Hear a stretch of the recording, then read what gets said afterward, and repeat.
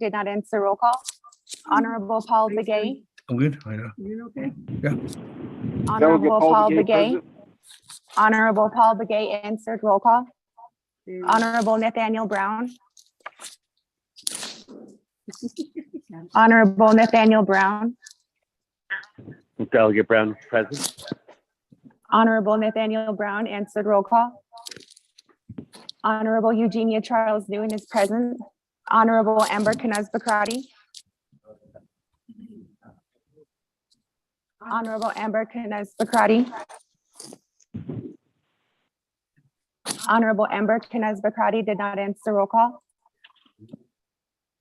Presiding Chair, Honorable Speaker Damon is present. Honorable Herman Daniels. Good morning. Present. Honorable Herman Daniels answered. Roll call. Honorable Mark Freeland. Good morning. I'm present. Honorable Mark Freeland answered. Roll call. Honorable Pernell Halona. Good morning. Delegate Hello is present. Thank you. Honorable Pernell Halona answered. Roll call. Honorable Jamie Henio. Good morning, Delegate Henio. Present. Honorable Jamie Henio answered. Roll call. Honorable Vince James. Honorable Vince James. Honorable Vince James did not answer. Roll call. Honorable Rick Nez. Yeah, Delegate Rick Nez is present. Honorable Rick Nez answered. Roll call. Honorable Carl Slater is present. Honorable Raymond Smith Jr. Honorable Raymond Smith Jr. Honorable Raymond Smith Jr. did not answer. Roll call. Honorable Wilson Stewart Jr. Honorable Wilson Stewart Jr. Honorable Wilson Stewart Jr. did not answer. Roll call. Honorable Charlene So. I'm present. Honorable Charlene So answered. Roll call. Honorable Daniel So. Honorable Daniel So. I'm here. Honorable Daniel So answered. Roll call. Honorable Eugene So. Oh, don't just shade. Don't show. Honorable Eugene So answered. Roll call. Honorable Otto So. I am present. Honorable Otto So answered. Roll call. Honorable Thomas Walker Jr. Honorable Thomas Walker Jr. Honorable Thomas Walker Jr. did not answer. Roll call. Honorable Edison Juanica is present. Honorable Edmund Yazzie. Honorable Edmund Yazzie. Honorable Edmund Yazzie did not answer. Roll call. Honorable Jimmy Yellowhair. Delegate Yellowhair is present. Good morning. Honorable Jimmy Yellowhair answered. Roll call. Going back up. Honorable Elmer Begay. Honorable Elmer Begay. Honorable Elmer Begay did not answer. Roll call. Honorable Key Allen Begay Jr. Honorable Key Allen Begay Jr. Honorable Key Allen Begay Jr. did not answer. Roll call. Honorable Amber Knez Bakrati. Honorable Amber Knez Bakrati. Honorable Amber Knez Bakrati did not answer. Roll call. Honorable Vince James.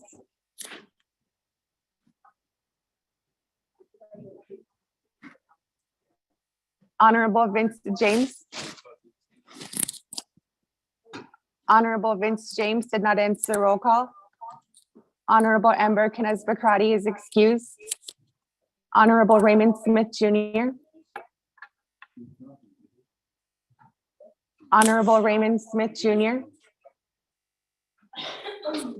Honorable Raymond Smith Jr. did not answer. Roll call. Honorable Wilson Stewart Jr. Honorable Wilson Stewart Jr. Honorable Wilson Stewart Jr. did not answer. Roll call. Honorable Thomas Walker. Honorable Thomas Walker.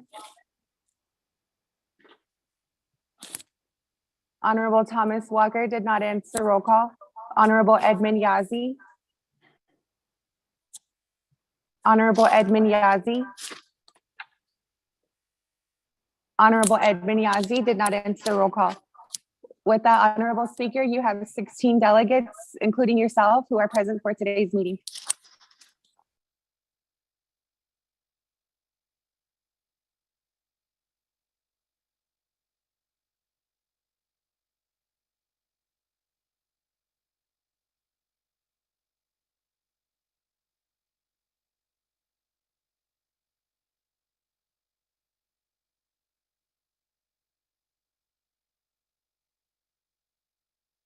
Good morning, Speaker and staff. This is Delegate Stewart online. Honorable Wilson Stewart Jr. answered. Roll call. And with that, Honorable Speaker, that changes the roll call to 17 delegates.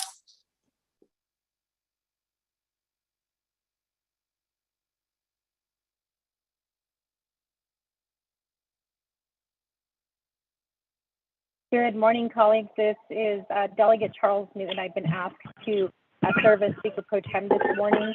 So I'm going to go ahead and, per the agenda, go down the next item. We do have invocation.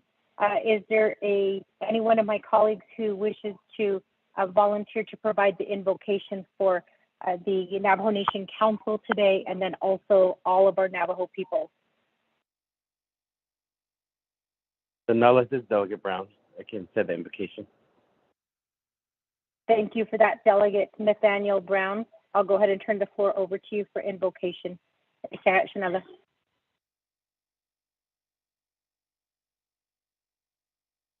Okay. Yeah. Another Ado Craigie. The Nebinat Ketney Lenny 24th Navajo Nation Council. Ado Chair of the Naa'bik'iyati. Pinanta. Craigie Shekadis in Dollar. The tragedy in Shehek Craigie, Nijonago. Anaot Anle, Ado Pen, Hoka, the end and the Lenny. Ngisnada no ado kodong gichajon dole so nigen sahake nihi nasling dole kodo le ha a kisna tini ji de aden kikenada no in dike nihi zinin kabedano so no stras bin ado kodo bod zestil kodo sada ate ya huta dot lejiti kodon chekinada hikal ado kodon jono hanaot ando kodo chanata kasinda kodo ni you pache no thingy kodo kehnit kodo ate dogos the chesiti kodo yang kenada not in this kodo naho constant the bensazi kodo the bensazi kodo pashini kodo adeya Nachen yajini kodo inchetunadi jo banadi kodo kohnish kishnata digin nihe this team lean adequagi nihe dene Bahanekte kodo dische hejoshin nada hadile to Naa'bik'iyati kwe hanane kaigi hejo nada disle ado di tochosil leni nihe ezde en lindole ado benki trahya hot etole sinkin trahyada hot etole kin sikhes linje ado nihi ina ani henna hat ahnis in sikutin sin in khashanen da lado kwegi be quintin be Inki inabe ahani do kodo yat kana di jashet khashdi ado kodo hejon dole kodo hejon hasli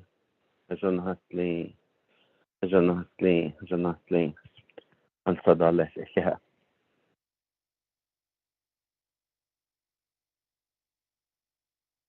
Sheha Shanala for the Zin la Ado you said that prayer for not only the 24th Navajo Nation Council, but for all of our Navajo people. So we'll go ahead and proceed forward to item number 2 on the agenda, recognizing guests and visiting officials. Colleagues, I'd like to remind you at this time that we do have a 2-minute limit per delegate. Are there any delegates who wish to recognize any guests or visiting officials at this time?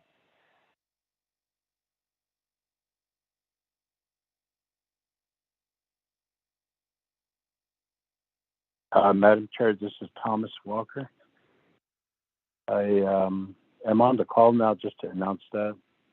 I don't have a recognition though. Thank you. Thank you for announcing yourself, Delegate Thomas Walker.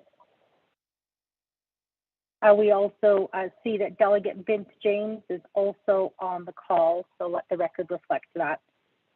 So with that, I'm going to ask for the last time, are there any delegates who wish to recognize any guests or visiting officials at this time? Madam Chair, Yes, Delegate Edmund Yazzie. for the record, I'm on call. Good morning, everyone.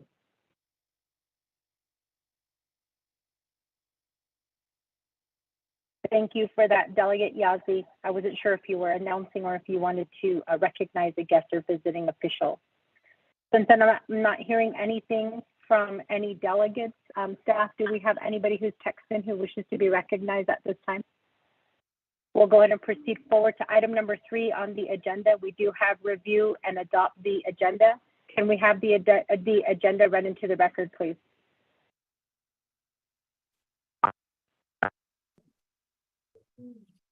Thank you, Madam Chair Pro Tem Charles Newton and members of the 24th Navajo Nation Council Naa'bik'iyati Committee. This is the agenda for the Naa'bik'iyati Committee of the 24th Navajo Nation Council special meeting via telecommunication.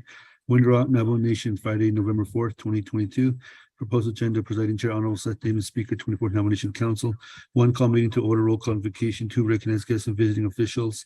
3, review and adopt the agenda. 4, review and adopt the journals. There are none. 5, receive reports. None. 6, old business. None. 7, new business A, legislation 0208-22. 8, close the meeting, announcements, adjournment. Madam Chair Pro Tem. Thank you for that, Mr. Rico. So with that, committee members, the agenda has been read into the record. Can I get a motion and a second at this time?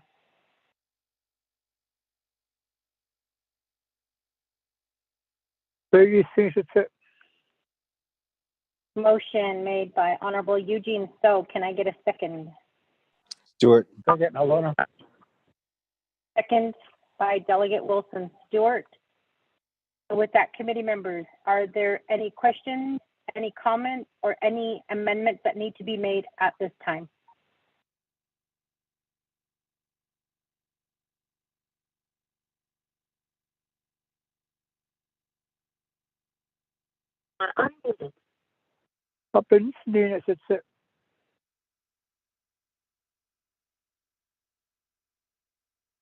Okay, with that, not hearing anything, we'll go ahead and proceed forward to a roll call vote. Liana, can you assist?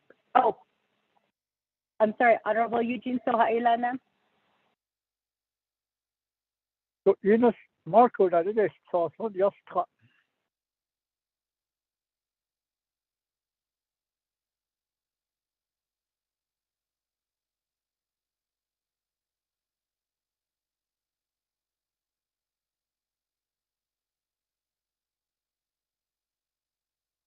Delegate Eugene So, can you repeat that again? We didn't hear that.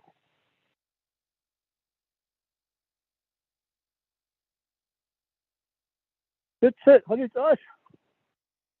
Oh, Awadit, Highlanda. So, saben ni na kunne. Di no kiri bito. Asi sa. Di sa ko sa de na ila ne. Di no ila.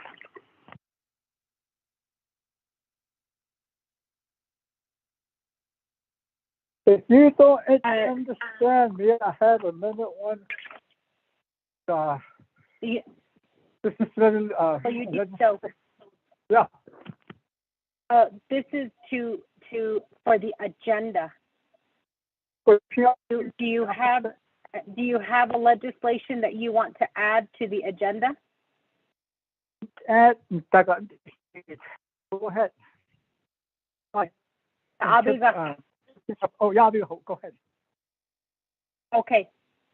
So with that, just to be clear, committee members, Delegate Eugene So is not asking to amend the agenda.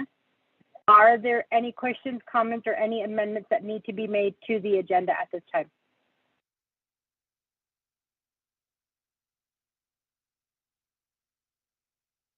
Okay, not hearing anything. Liana, can you assist us with the roll call vote, please? And this is to adopt the agenda as is.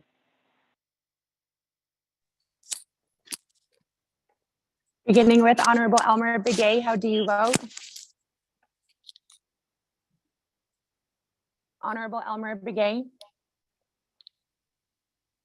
Honorable Elmer Begay did not vote. Honorable Key Allen Begay Jr., how do you vote? Honorable Key Allen Begay Jr.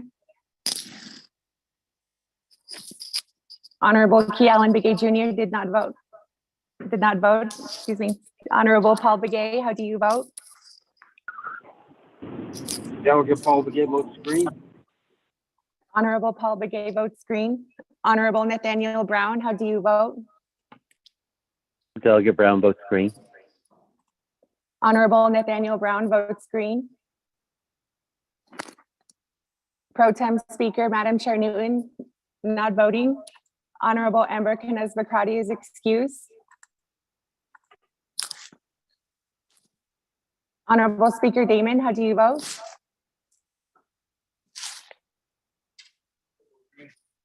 Honorable Speaker Damon votes green.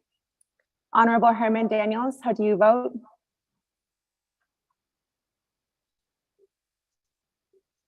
Honorable Herman Daniels. I vote green. Honorable Herman Daniels votes green. Honorable Mark Freeland, how do you vote? I vote green. Honorable Mark Freeland votes green. Honorable Pernell Halona, how do you vote? Halona votes green. Honorable Pernell Halona votes green. Honorable Jamie Henio, how do you vote? Henio votes green. Honorable Jamie Henio votes green. Honorable Vince James, how do you vote? Delegate Jam votes green. Honorable Vince James votes green. Honorable Rick Nez, how do you vote? Delegate Rick Nez votes green. Honorable Rick Nez votes green. Honorable Carl Slater votes green. Honorable Raymond Smith Jr., how do you vote? Honorable Raymond Smith Jr. Honorable Raymond Smith Jr. did not vote. Honorable Wilson Stewart Jr., how do you vote? Green. Honorable Wilson Stewart Jr. votes green. Honorable Charlene So, how do you vote? I vote green. Honorable Charlene So votes green. Honorable Daniel So, how do you vote? I vote green. Honorable Daniel So votes green. Honorable Eugene So, how do you vote? Oh, no, there's a show. Honorable Eugene So votes green. Honorable Otto So, how do you vote? I vote green. Honorable Otto So votes green. Honorable Thomas Walker Jr., how do you vote? Thomas Walker votes green. Thank you. Honorable Thomas Walker Jr. votes green. Honorable Edison Juanica, how do you vote? Honorable Edison Juanica votes green. Honorable Edmund Yazzie, how do you vote? Green. Honorable Edmund Yazzie votes green. Honorable Jimmy Yellowhair, how do you vote? Honorable Jimmy Yellowhair. Delegate Yellowhair votes green. Thank you. Honorable Jimmy Yellowhair votes green. Going back up, Honorable Elmer Begay, how do you vote? Honorable Elmer Begay. Honorable Elmer Begay did not vote. Honorable Key Allen Begay Jr., how do you vote? Honorable Key Allen Begay Jr. Honorable Key Allen Begay Jr. did not vote. Honorable Raymond Smith Jr., how do you vote? Honorable Raymond Smith Jr. Honorable Raymond Smith Jr. did not vote. With that, Pro Tem, Madam Chair, you have 19 delegates who voted in favor, 0 delegates who oppose, with Pro Tem, Madam Chair, not voting.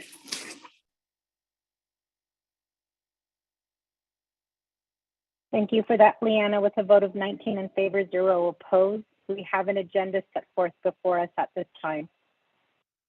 So we'll go ahead and proceed forward to item number 4 on the agenda, review and adopt the journal. There is none. Item number 5, receiving reports. There is none. Item number 6, old business. There is none. Item number 7A, legislation number 0208-22. Do we have the sponsor, Honorable Otto So, on the line? I'm on the call. Thank you.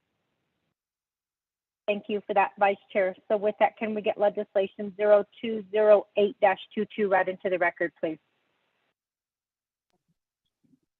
Thank you, Madam Chair. Members of the Naa'bik'iyati Committee, tracking number 0208-22 in action relating to the Naa'bik'iyati Committee and Navajo Nation Council, placing the Speaker of the 24th Navajo Nation Council on administrative leave without pay, establishing Speakers Pro Tem for the 24th Navajo Nation Council. This legislation is sponsored by Honorable Vice Chair Otto So and co-sponsored by Honorable Wilson C. Stewart Jr. There are no committee reports in this legislation. There are 3 comment reports added to the legislation. This legislation will move on to the Navajo Nation Council. Madam Chair, Charles Nguyen.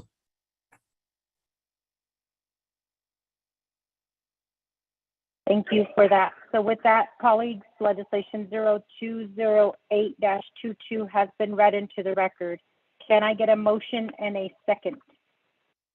Motion. Halona. Motion made by Delegate Pernell Halona. Can I get a second? Second, Delegate. Edmund.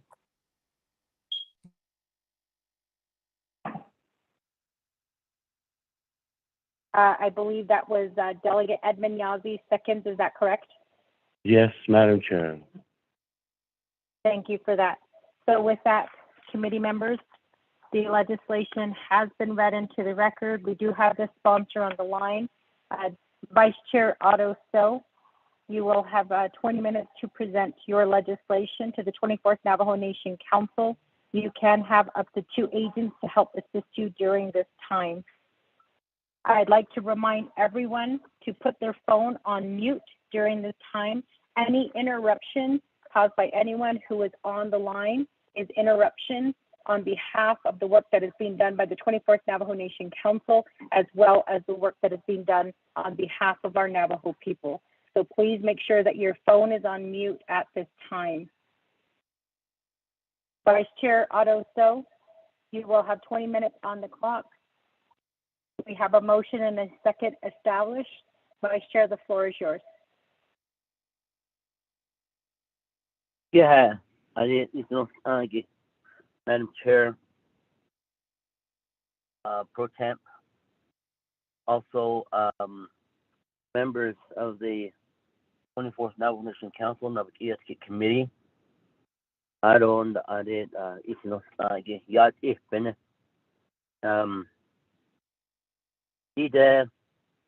there has legislation number 0208-22. That's consequences conduct any thought. Ado even not so he kai. Alit la do nito halit la ban yado kito like egos ba no kudo nan Speaker of the Navajo Nation Council placed him on administrative leave without pay and establishing Speaker Pro Temp for the 24th Navajo Nation Council.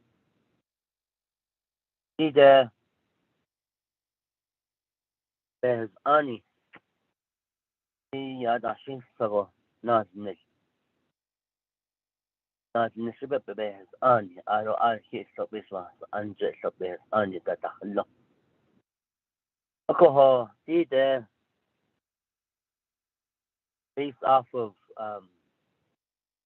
the incident that happened kodoib ekoko ya na ya bede nika ya the the Speaker of the Navajo Nation Council, no, that's Abertana, so Ashinza, Ajo, Sahnanado, I don't that visa, can't, Naa'bik'iyati committee, hard, she, Hinado, cow, odd, yes, card, she, card, Naa'bik'iyati, behas, anihido, دي تبحث أني كي أدي وشنا نيجي دوني ندزنيش نكو دي بحث أني كي بحث أني هتاس توزي في تاس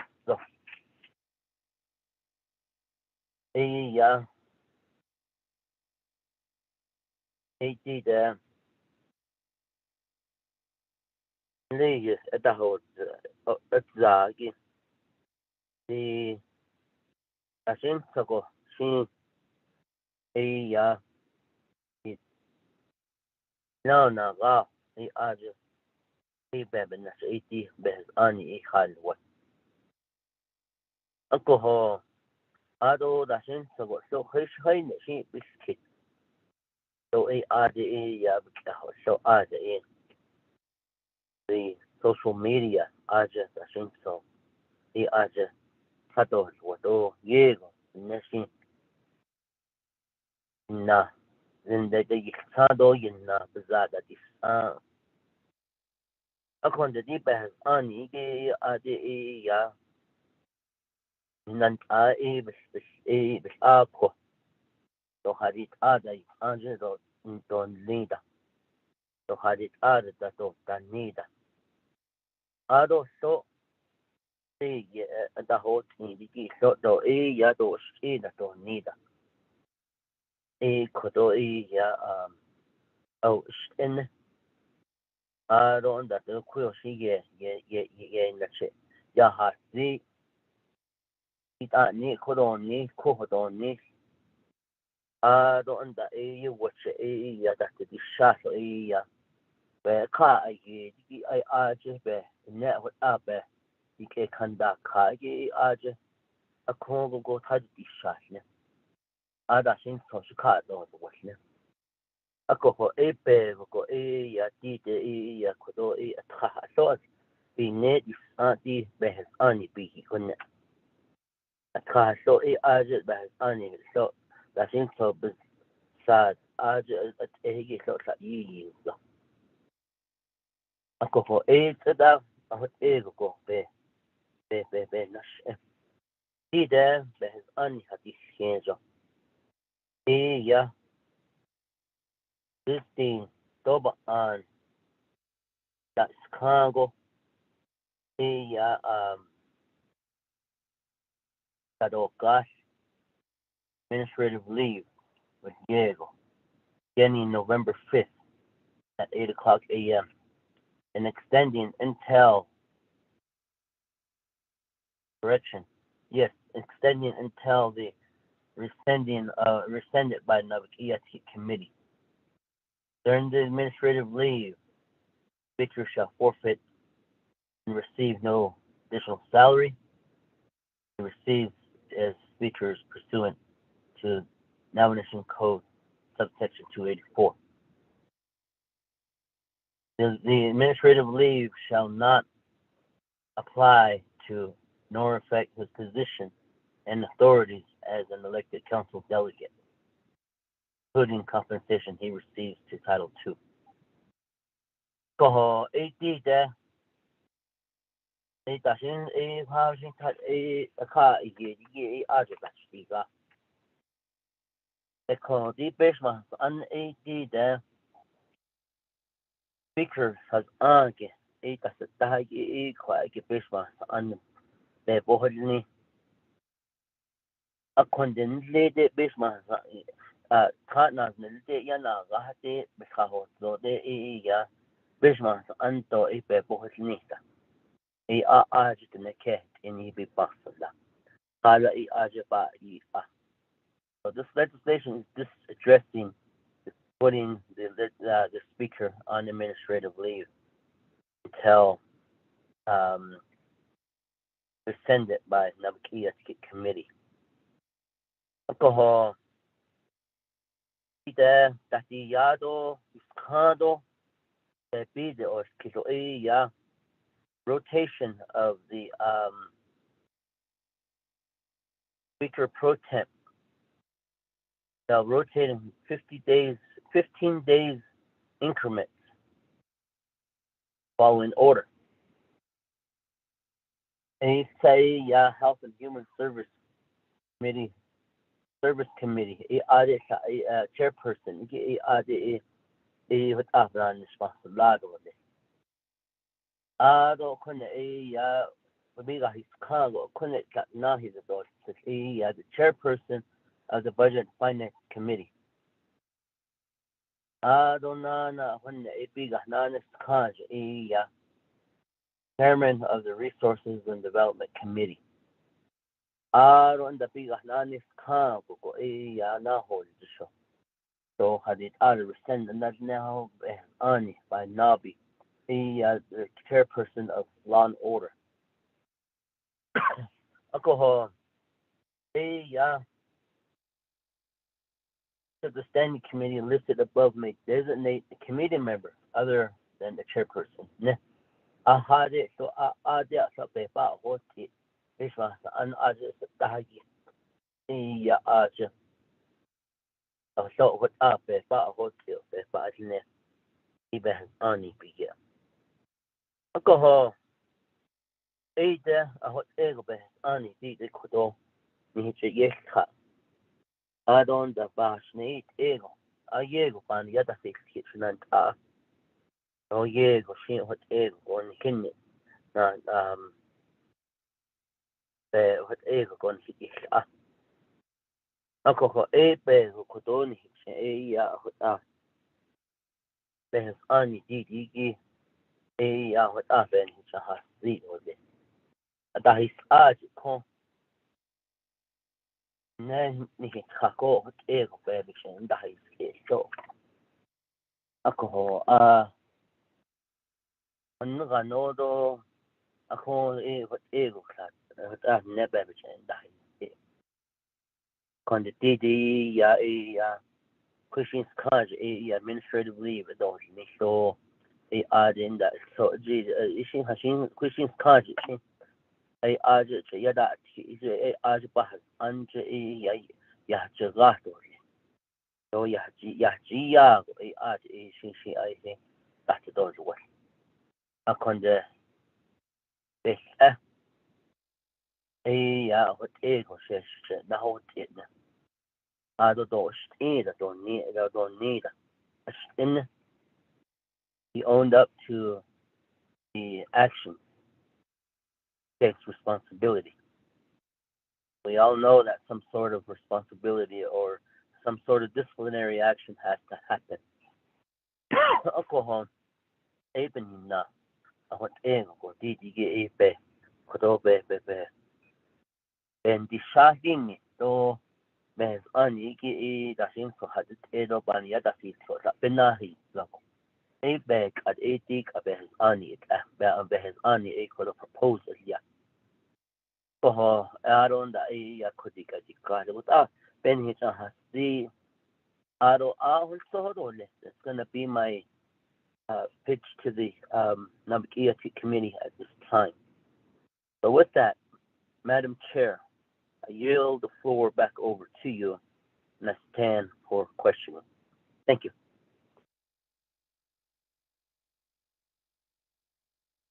Thank you for that, Vice Chair Otto. So with that, committee members, there will be an email going out.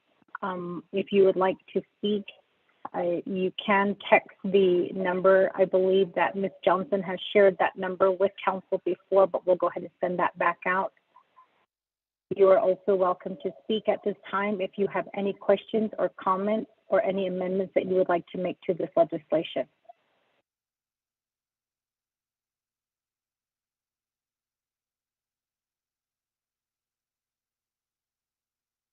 Delegate Eugene So, the floor is yours.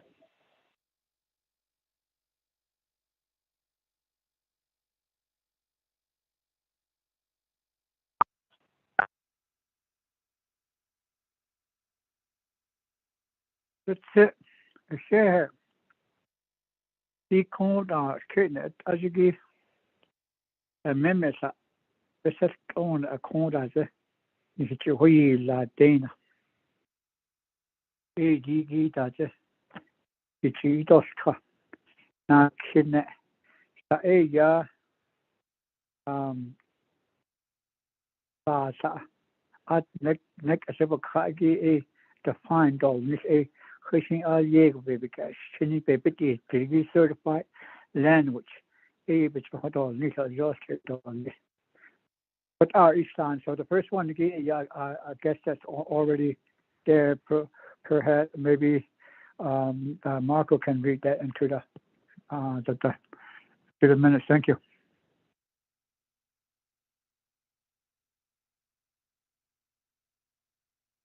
Staff, did we receive the amendment?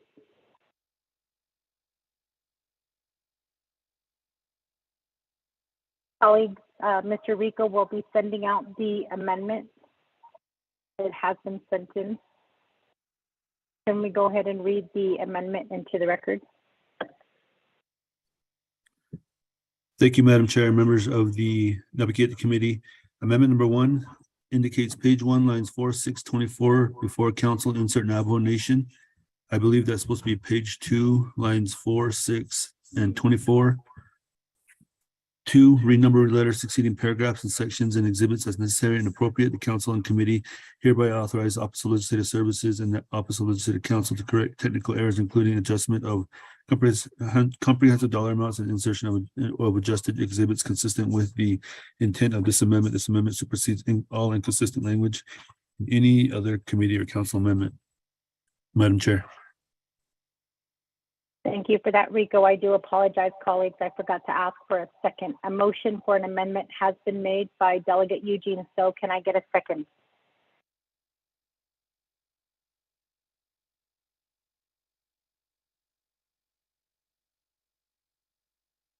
Second call for a second to Delegate Eugene So's amendment number 1.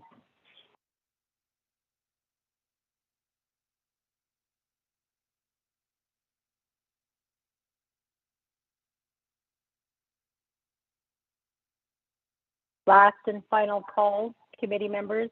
I do need a second for amendment Chair, number this 1. is Delegate Brown. Can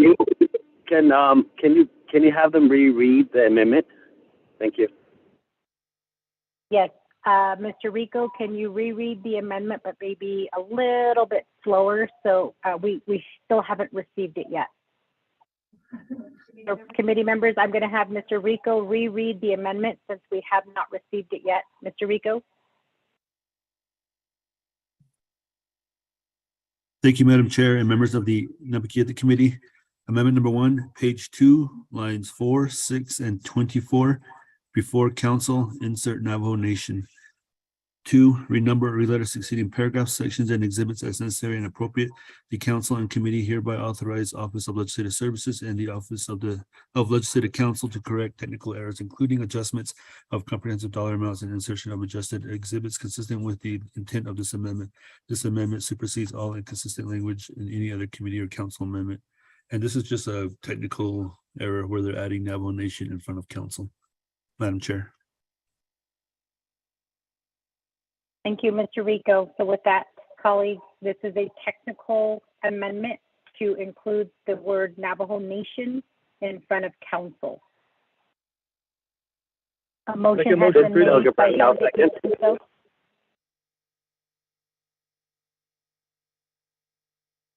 I believe that was Mark Freeland. Delegate Freeland, is that correct? Yes, Madam Chair, it was Freeland. Thank you. Thank you, Delegate Freeland. A second has been established. Are there any questions, any comments regarding amendment number 1, sponsored by Delegate Eugene So?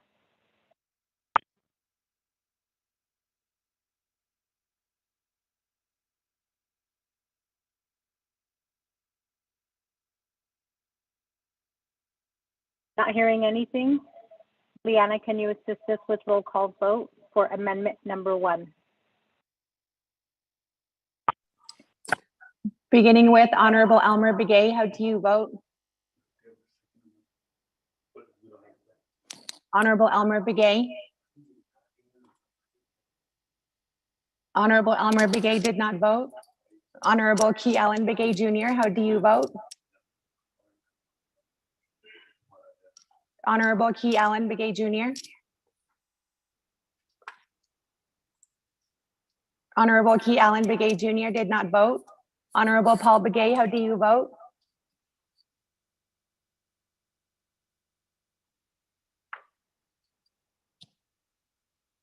Honorable Paul Begay votes red. Honorable Nathaniel Brown, how do you vote? Delegate Brown votes green. Honorable Nathaniel Brown votes green. Honorable Eugenia Charles Newton, how do you vote?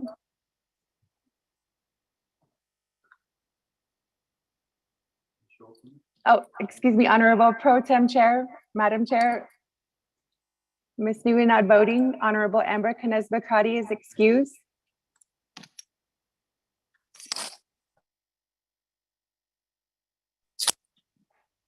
Honorable Speaker Damon, how do you vote?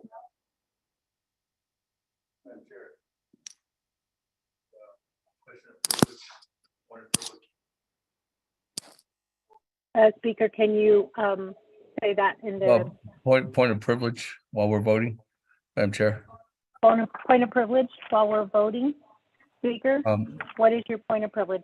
My point of privilege is I just want to, on record, to see if I can vote on this legislation. See if That is- Office Legislative Council could clarify that. Ms. Dana Bobroff, are you on the line?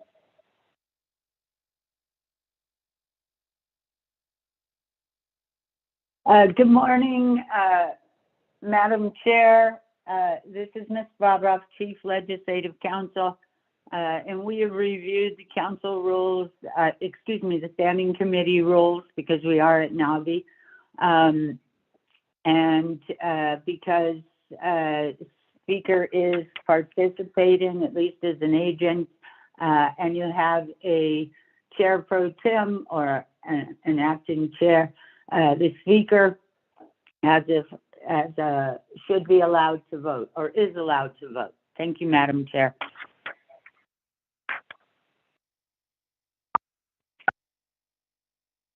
Speaker, you are allowed to vote per the recommendation that has been provided to us by Ms. Dana Barbara. Okay, well, in that case, Madam Chair, I vote green. Honorable Paul Begay votes green. Honorable Nathaniel Brown votes green. Honorable Speaker Damon votes green. Honorable Herman Daniels, how do you vote? I vote green. Honorable Herman Daniels votes green. Honorable Mark Freeland, how do you vote?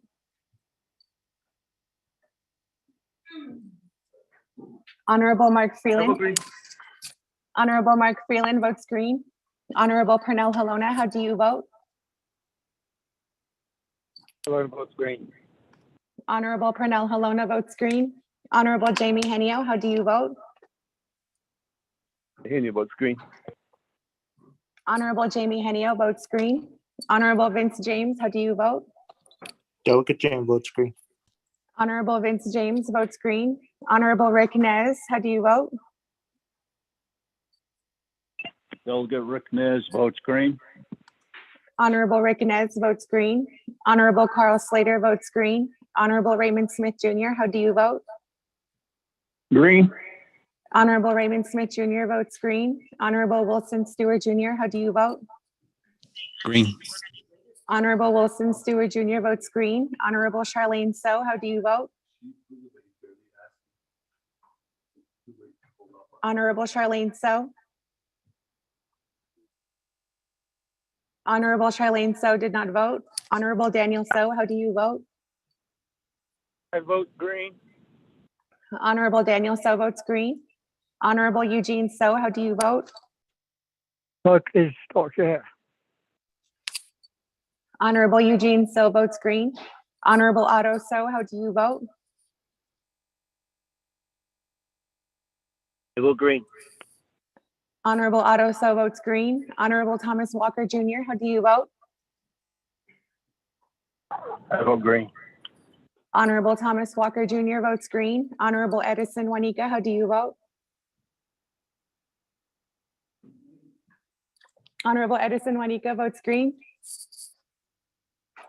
Honorable Edwin Yazzie, how do you vote?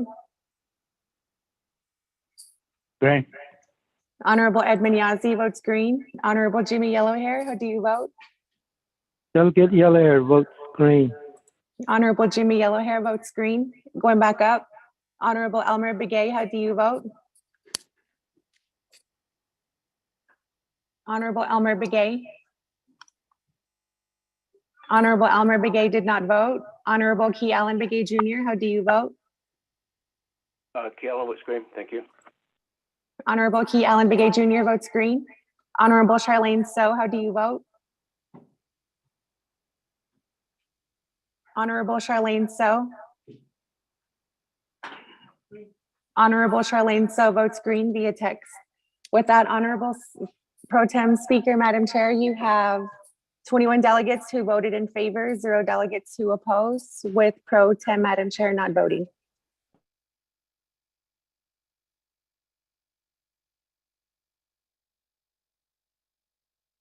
Thank you for that, Leanna. With a vote of 21 in favor, 0 opposed, amendment number 1, sponsored by Delegate Eugene So, second by Delegate Mark Freeland, has passed. So with that, committee members, we are back to the main motion. We did have legislation number 0208-22 read into the record. A motion was established by Delegate Purnell Halona and a second by Delegate Edmund Yazzie. Are there any questions, any comments, or any further amendments that need to be made to this legislation at this time?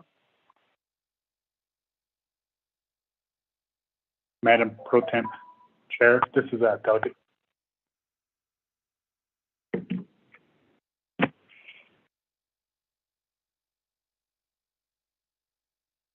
I believe that was Delegate Herman Daniels. Is that, I just heard delegate with no name following. Delegate Herman Daniels, is that you? Yes, Madam Pro Tem Chair, yes, this is Delegate Daniels. Delegate Daniels, the floor is yours. Yeah, good morning, Kwado. Adonana Kwado. Thank you for giving me the floor. Kwado, legislation, Kwado Kitani, Giniki, Kwado, should say, Delegate Otto So, Kwado, Ben Yishanson, Nako, Kwado, Adon, the co-sponsor. So, hello, so Kwado, Ado, Kwado, Ben Yay, hello, Kwado, Ben Yishanson, the purpose of the legislation, Kwado, a Koko, Kwado, Nagaita, Oyo, Shitish, Agoya, Kwado. Where the national the legislation could negate the increments again, negate that every 15 days, it could not your battle of chairs again, chair of the committees, as now negate 15 days increments again. Quite it is so could negate this council we have this month, next month, and late January, so within this 2 months, I see oy basen ne ko ko don gaita chair ko don gaita speaker pro temp and days in ko do. Every 15 days it's not your taco. A quite give is ko don hat agi na gaita speaker's office ko ne. Khalid ed or land so ya ko don gait every the 15 days ko do. Aros anana za anana tahod another pro temp speaker. Cloud that's in that it on sun hat agi a quite give is so kodo da bahate segi da Naa'bik'iyati nen so ya ban sas keso satta tide na great late height or late to the end of the term one speaker late na pro temp speaker na height or late what ban sas keso kodo so AD ya kodo bahate sen so kodo da madam pro temp chair kodo da AD at maybe tomorrow during the special session I might have I'm going to work on an amendment kodo na gaita AD gi a great deal is kodo Madam Pro Temp Chair kodo da. Thank you.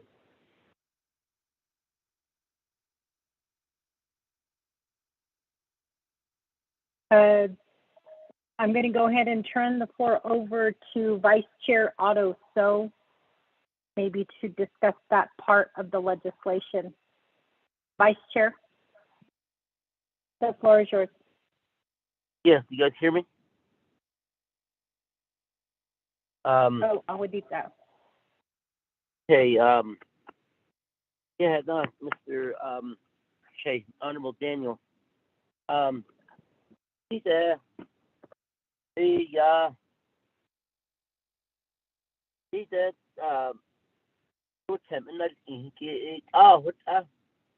chairman, when the speaker is on some sort of travel away from the nation, he or she will establish a pro temp position by the time for the time that he or she is away from the office.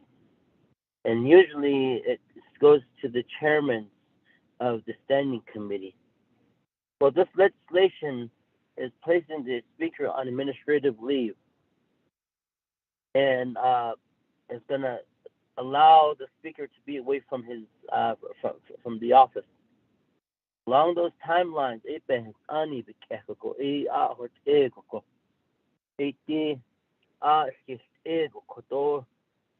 standing committees that has paniki what ego that is ego so no haditana dikista asha need then ego kwasani the binne doben sakishin ara ente legon nan shikari what ego nan shikar hala I don't know speak the whole yato nan shiki ya couple the kid that the kid the billet cut shish ako nan be yaji aji kapita inni shoko aji so tashin so aji aro aji so large see that's the chief of staff ta inni shiki bahas ta ila bita innishna ko the pro temp ya aji kides aji nan shikari only hard she yik kaje ako what eshnant ako what ego up his ani ko chairman linear for the standing committees they select them as the pro temp chairs. So at this time we're going to go ahead and allow those increments to allow the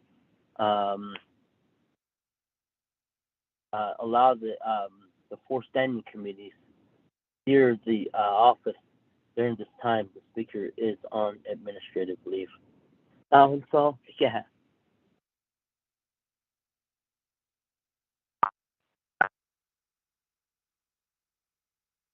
Thank you for that, Vice Chair Otto. So with that, committee members, are there any other questions, comments, or any further amendments that need to be made at this time? Madam Chair, point of privilege.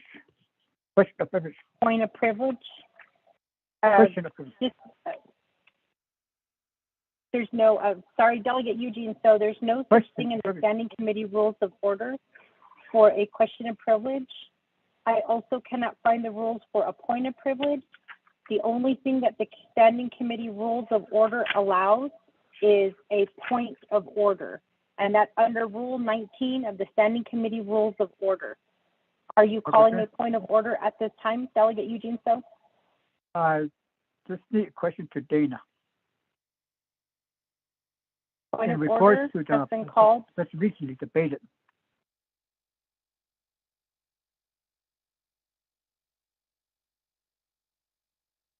Naa'bik'iyati. Oh, Dana, are you on the call? Madam Chair, I am on the call, but I did not understand all of Delegate So's question. He hasn't asked the question. I was just making sure that you were on the call so that you could hear what his question is. Okay, thank Delegate you. Eugene So, the floor is yours.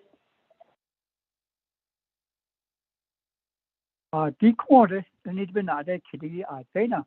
Regards to the question just recently asked, Section 4, line 12, Section 4, appointment of the speakers pro temp.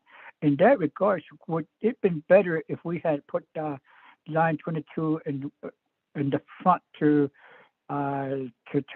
us council delegates know what we're talking about, or to pursue to that through Navajo Nation Code, pursue to that. That's how we're going to appoint a speaker pro temp. Thank you. Would that language be on top instead, forefront? Thank you.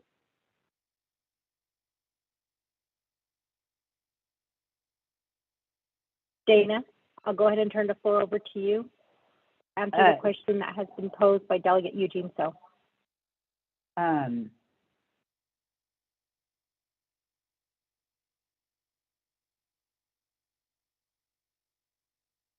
Thank you, Delegate So and Madam Chair.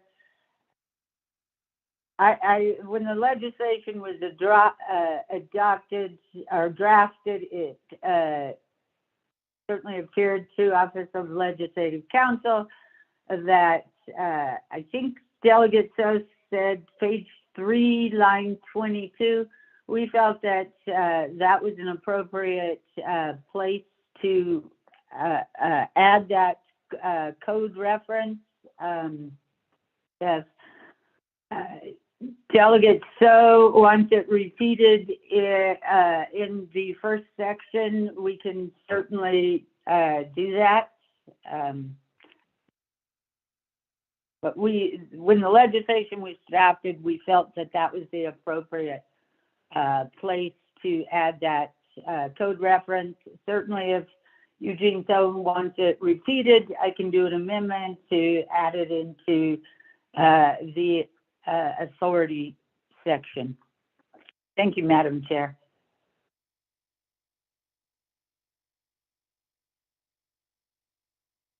Point of privilege. This is Delegate Daniel.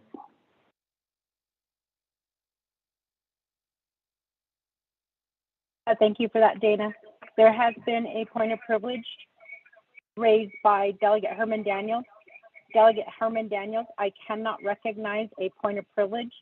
There is no point of privilege in the Standing Committee Rules of Order. I went back to my rule book to verify, and it's the only thing that we have in our Standing Committee Rules of Order is Rule 19, point of order.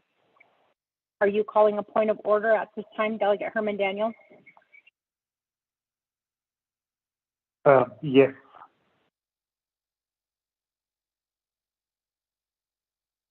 Madam Pro Tem Chair. Point of order Yes. under Rule 19 of the Standing Committee Rules of Order has been called by Delegate Herman Daniels. Delegate Daniels, the floor is yours. Yes, thank you, Madam Pro Tem Chair. All this time, for 3 years, we've been using the point of privilege. But moving forward, we just voted on an amendment Adonana Kwato. My question is, Speaker, yeah, he just voted on the amendment. So could about night this kid gave me to get a second opinion from Navajo Nation Department of Justice. AD by night this kid or let's quit out and say this legislation it's regarding the putting a speaker on administrative leave without pay. When we're debating on this legislation, does the speaker vote on the amendment and on the legislation? That will be my question. Would like to get a second opinion from Navajo Nation today. Speaker and Madam Pro Tem Speaker, Chair. Thank you for that, Delegate Daniels. I'm going to ask, do we have anybody from the Department of Justice on the line at this time who can answer the question that has been posed or the issue that has been posed by Delegate Herman Daniels? Good morning, Madam Chair. Can you hear me? Yes, can you go ahead and announce yourself for the record? Good morning, this is Kimberly Dutcher, Deputy Attorney General. Based on what I have heard, though I have not seen... Yes, yes. We can't hear you. Your sound is coming in muffled. Can you hear me now? Yes, ma'am, we can hear you. The floor is, just to be clear, I'm assuming that you heard the question or the issue that has been raised by Delegate Herman Daniels. Yes, Can Madam you answer Chair. the question on behalf of Department of Justice? I've heard the question, but I have not seen any of it in writing, and I would prefer to do so. But based on what I've seen or what I have heard, I see no reason to disagree with the opinion that was given by the Chief Legislative Counsel. Thank you.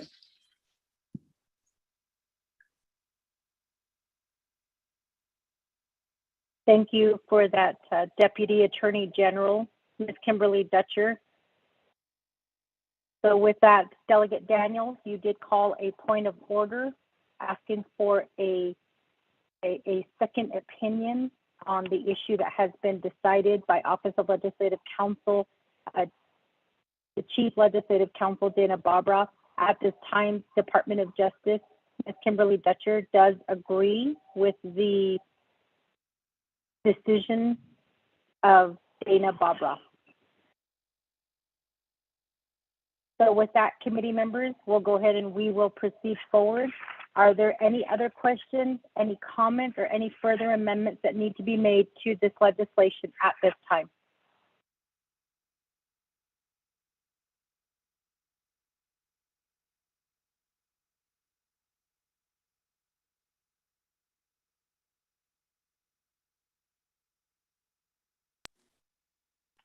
Chair. Not hearing anything? Oh. I'm sorry. Vice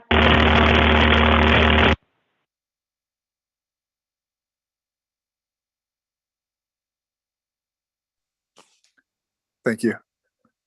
I had requested for amendments from Legislative Council. One of them was to make a permanent pro tem and then the permanence of the administrative leave through the end of the 24th council. And I wanted to know if either of them had been completed yet.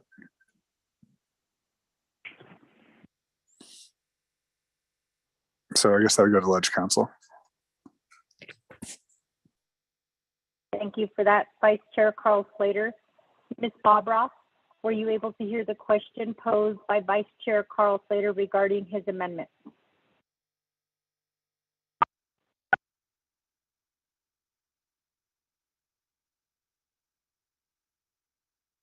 Thank you, Madam Chair.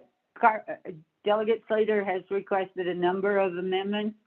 I have produced one that's fairly comprehensive. The second one I probably need about 20 more minutes. But it's in the works. It may be less than that. Thank you, Madam Chair. Vice Chair Carl Slater, you requested a number of amendments. I believe that one is ready to go. Ms. Bobroff, the one that's ready to go, is that something that can be discussed at this time while you work on the other requested amendments? Thank you, Madam Chair. The two amendments are not, they're very different. And so they're different alternatives, different options. So I would have to defer to Delegate Slater as to whether he wants to motion for the one that's already been sent. As I said, the second one, I probably need 20 minutes or so. Thank you, Madam Chair.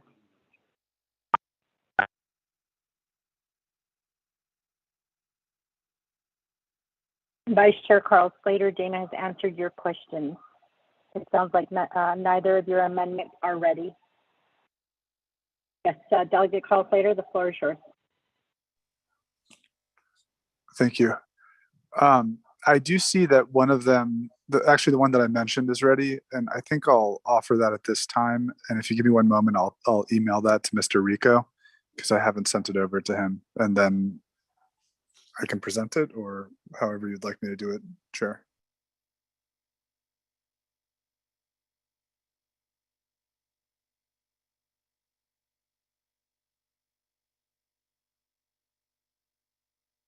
While we give Delegate Carl Slater the opportunity to send the amendment to Mr. Rico, I just want to say thank you everyone who is joining in on the call at this time. We are at this time, we do have legislation number 0208-22 that has been proposed. The legislation was read into the record. A motion was made by Delegate Pernell Halona, a second by Delegate Edmund Yazzie. One amendment has been offered, and we are currently in the process of discussing this legislation. Mr. Rico, have you received the email from Mr. Carl Slater? Mr. Rico is giving me the thumbs up here in the chambers. So we do have a motion at this, I apologize, Delegate Carl Slater. I know that you said that you were going to be sending the amendment. However, you didn't officially make a motion to amend the legislation. Am I recognized, Chair? Do we have any delegates in the lineup wishing to speak at this time? Mr. Rico, Ms. Johnson? Delegate Carl Slater, the floor is yours. Thank you, Chair. This amendment would modify the legislation to change the first part where it says that the administrative leave will be for an indeterminate amount of time and will be or could be rescinded by the Naa'bik'iyati committee, and instead changes that until or through the end of the 24th Navajo Nation Council. The second part is that the chair pro tem will be Honorable Daniel So. I do not think it's prudent to have a rotating set of chairs for the remainder of the 24th Council. We need strong leadership at this time, and having a consistent hand at the helm, I think, is important for our people and for the legislative branch. So I had asked Chair So if he would be open to that. He indicated he is. Pro tems can only be chairs of the standing committees, and Chair So is not running for re-election, so he'll have his full time and dedication to devote to studying and delivering good guidance at the legislative branch. So that is the motion that I'm making for this amendment. Thank you.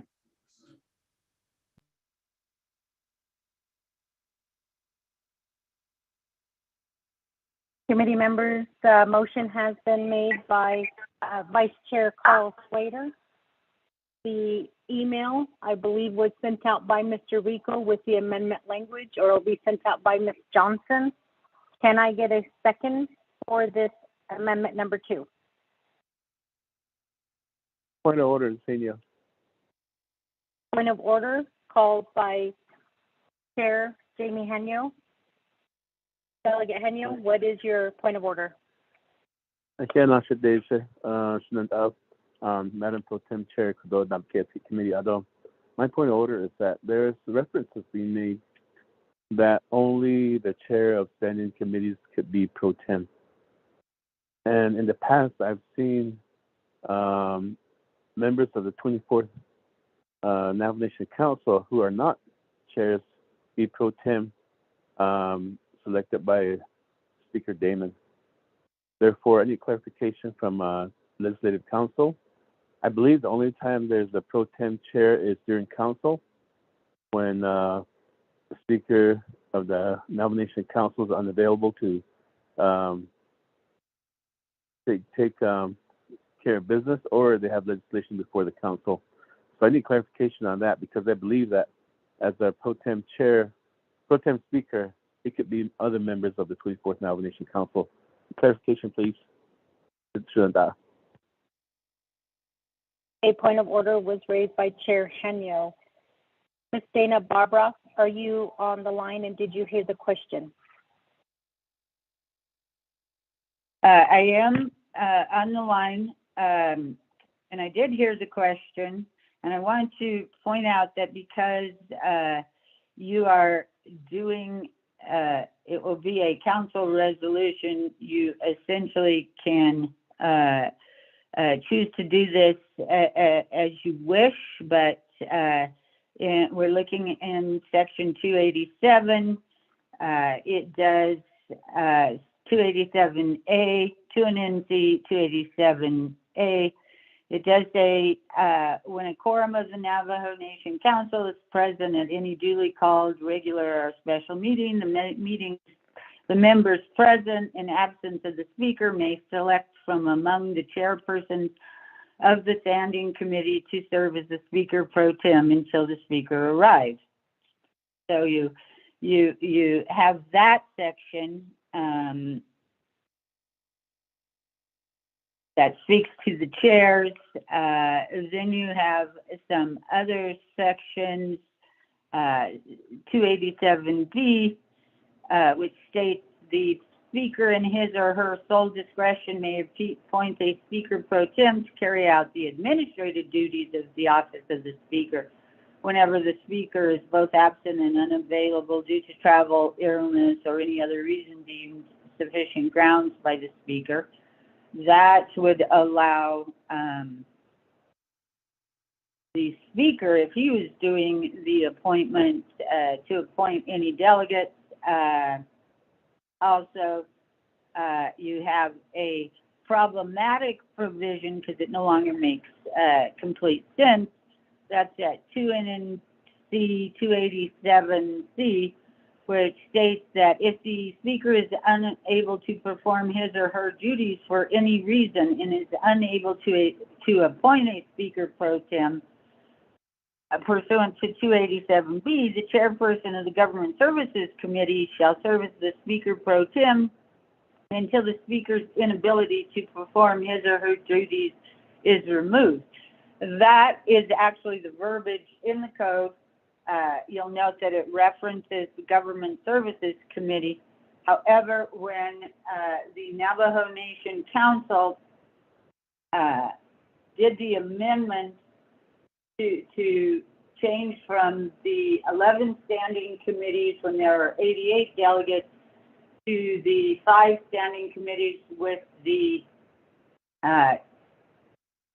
24 delegates, that legislation includes that anytime the Government Services Committee is mentioned, it shall, going forward, mean the Naa'bik'iyati Committee.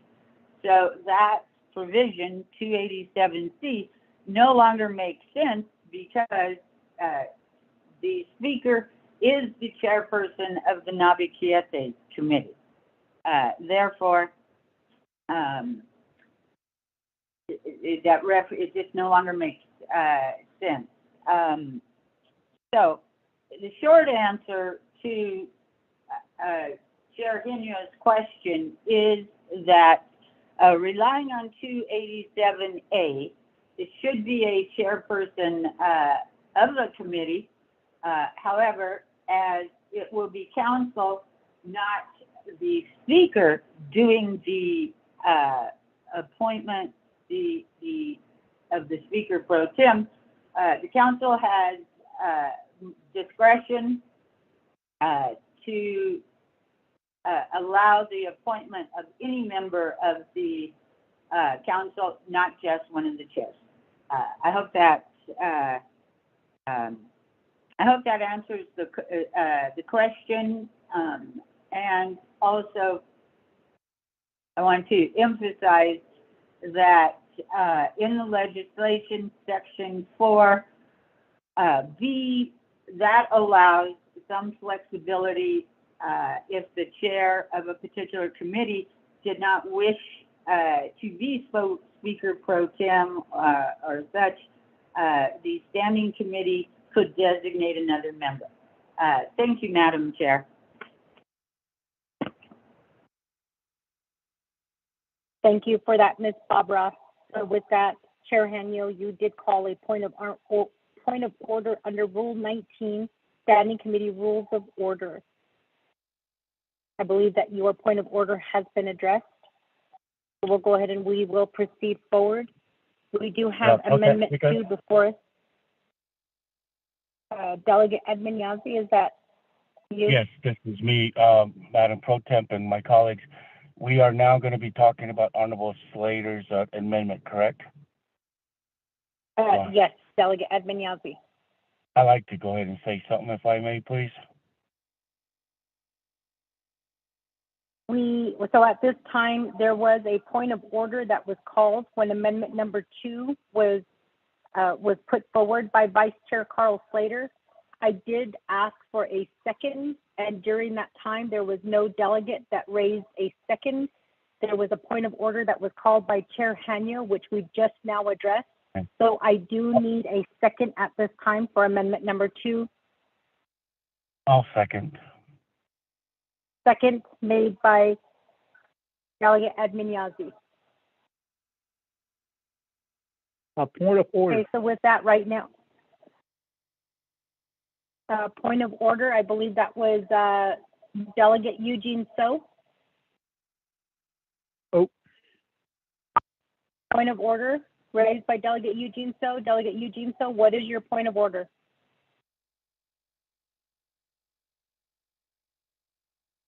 In regards to the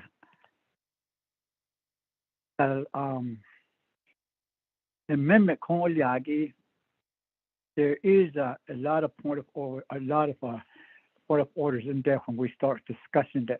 But right now, the point of order is that the amendment is out of order to me. So I can ask a question to Dana.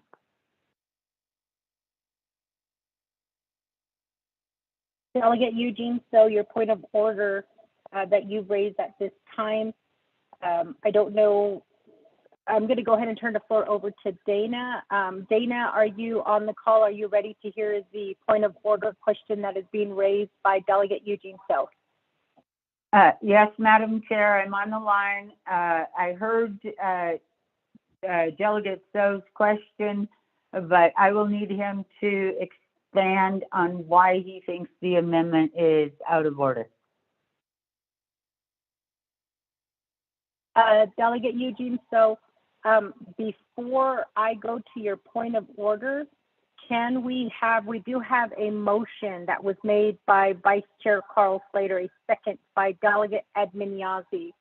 Can we have this amendment read into the record to establish it on the record, and for those who are listening in who have not yet received it in their email, and then I'll go to your point of order. Is that Delegate Eugene So Ashtega? There will be another point of order on top of the other point of order, but go ahead, she said. Go forward. Okay, I don't want you to call a point of order. So without the amendment being read into the record, I'm going to go ahead and recognize Delegate Eugene So's point of order. Delegate Eugene So, the floor is yours. Keep in mind, Delegate Eugene So, that this amendment has not been read into the record. Econ, Mishitasa Sozaki Amendment, Obiyata Sozokita stuff, there's overstrap and underline. In regards to the Title II Navajo Nation Code, Yeah, well, that's what beyond he that, did. He said that it's out of order. I'm sorry, Delegate Eugene, so I thought it was on mute. Sorry, go ahead. Regards to this amendment that's just been a motion and second also drafted, it to me feel it's an out of order in pursuit to 2 Navajo Nation Code Section 287 C and D and Dana. That in that regards should that the draft should have been to waive portion of that 2 Navajo Nation Code to Section 287 in regards to underlining and overstretching and underlining these new amendment that we're now going to debate on. Thank you. That's my point of order. If I'm an order or not, I guess Dana can explain. Thank you. Thank you, Delegate Eugene. So again, for the record, the amendment number 2 has not been read into the record at this time, but a point of order was called. Ms. Dana Barbara, the floor is yours to answer the point of order raised by Delegate Eugene. So. Point of order is that Delegate Henio shouldn't die. Point of order under Rule 19 Standing Committee Rules of Order. Chair Henio, what is your point of order? Shouldn't I, Chairman, Madam Chair Pro Tem, without the rules of appointed privilege and without the rules of question of privilege, we're gonna set all-time record for point of orders during this committee meeting. But let's read the amendment into the record first, please, because right now we have the public listening, and they don't have what we're privy to access to the screens that come up and the emails that we have, and so they're in the dark right now, wondering why we're discussing something when it hasn't been publicly read into the record yet. So if we could go that route, Shananda. Thank you for that, Chair Henio. For those of you who are listening and for my colleagues, under the Standing Committee Rules of Order, Rule 19 point of order does state that if a motion, procedure, or remark appears to lie outside the established bounds of the committee, it shall be the right of any committee member to question the propriety of it. The matter shall be immediately brought to the attention of the chairperson by the member rising, without waiting for recognition, may interrupt the speaker, even a vote, and the point of order shall not be debated. Just for the record, we had just established a second for amendment number 2 when Delegate Eugene So raised his point of order. I did ask if we could have the amendment read into the record, but he stated that he would call another point of order. Per Rule 19, we have to immediately bring to the attention of this point of order. So I do agree with you, Chair Henio, that it should have been read into the record. However, another point of order would have been called. And that was the reason why we have not read amendment number 2 into the record. I did ask Delegate Eugene So if we could have it read into the record for those delegates who have not received the email and for those listening online. However, he stated that he would call another point of order. So with that, Chair Henio, I'm going to go ahead and at this time, Ms. Dana Barbara, the floor is yours.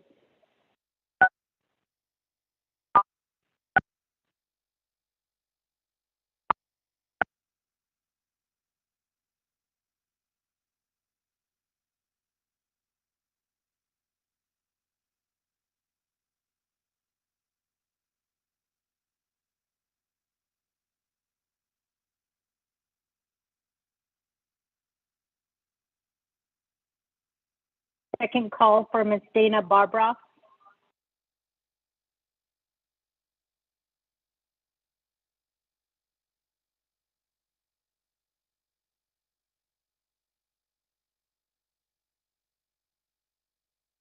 Last and final call for our Chief Legislative Counsel, Ms. Dana Barbara.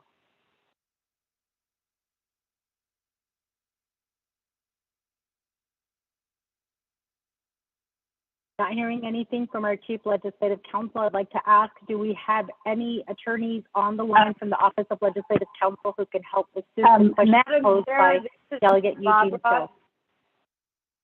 This is Miss Bobroff. I apologize. My call dropped and I couldn't get back on. It took me a while. Go ahead, Ms. Bobroff, the floor is yours. I do not find anything with the amendment that was proposed by Delegate Slater that the amendment is out of order. Of course, so my recommendation is that the amendment is in order. If the council, or excuse me, if the Naa'bik'iyati committee believes that it is, wait a second. Give me just a second. I was trying to see. Okay. I'm trying to find the challenge rules in the committee. Just a second, please.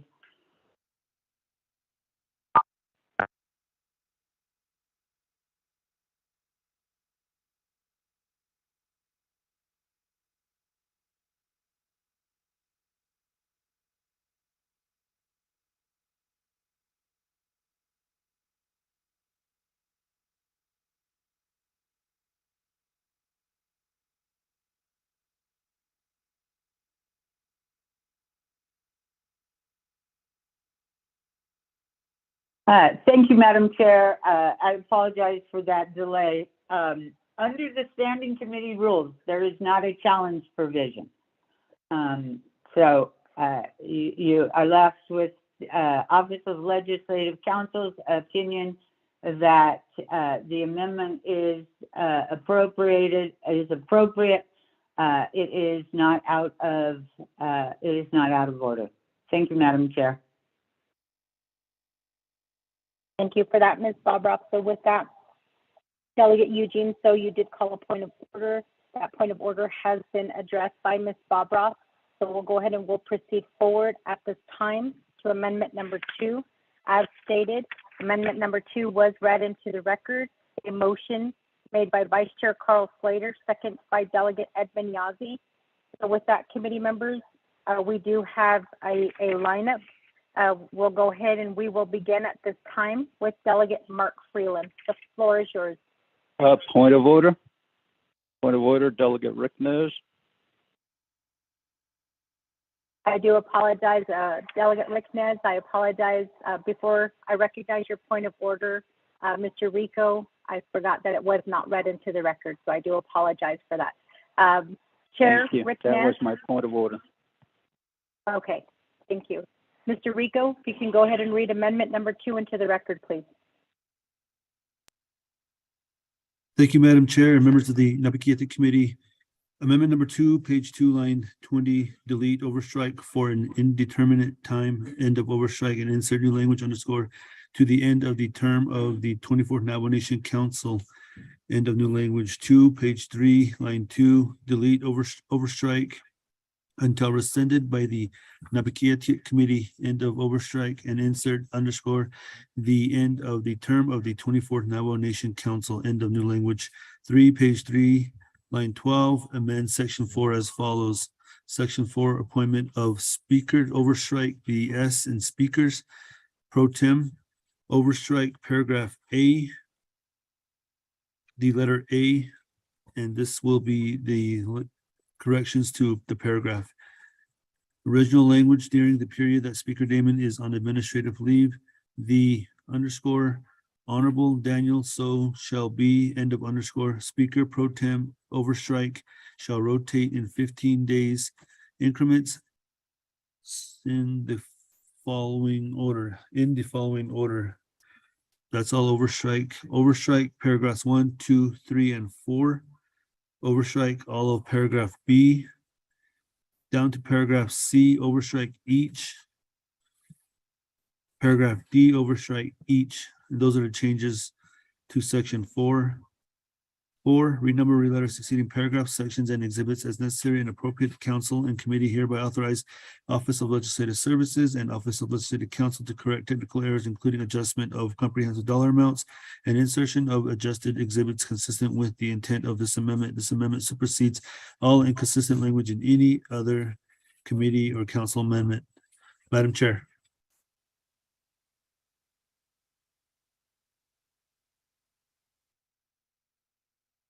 Thank you for the reading into the record, Ms. Jericho. Again, committee members, we do have a motion and a second established for amendment number 2. We do currently have a few delegates who would like to speak to the amendment. At this time, committee members, please remember that Ms. Johnson has sent out the phone number that you can text into to get added to the lineup.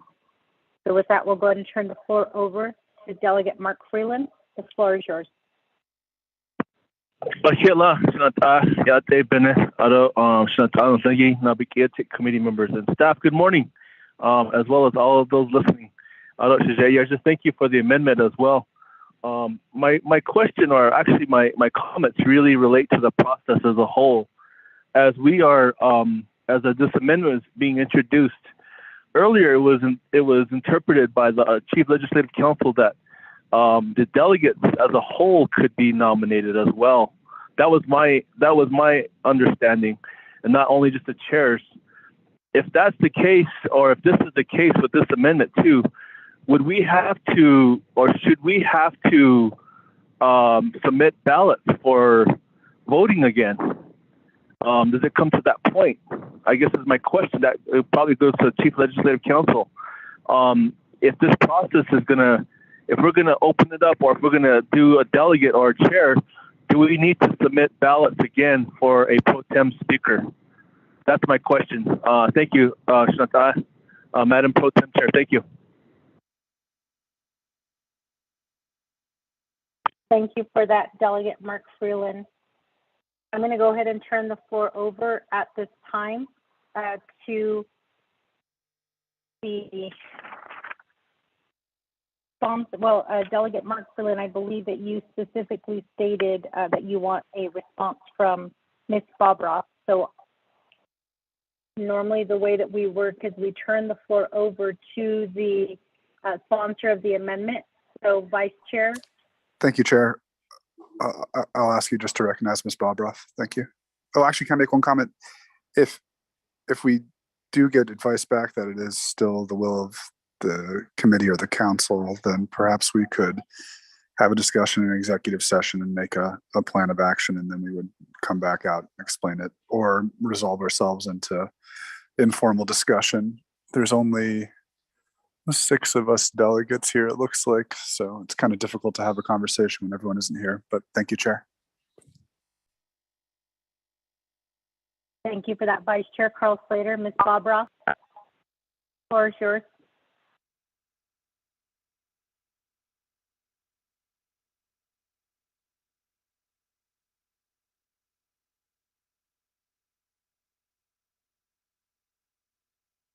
Second call for Ms. Bobroff.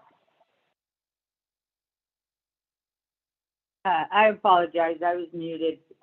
Thank you, Madam Chair. Thank you, Delegate Freeland. That is a choice for the council as to how they wish to proceed. They could, as this amendment is proposed, just designate, select a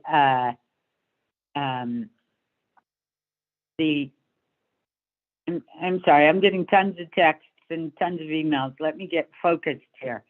So council has, it's really up to the decision of council. They can either just select and insert a name as it is done here, or if the council chooses, they can go through and do a complete nomination and voting process. So that is at the discretion of council as to how they want to proceed. However, if you do choose to go through a selection process, we are definitely going to need, Office of Legislative Counsel is going to need a substantial amount of time to rework that system. So thank you, Madam Chair.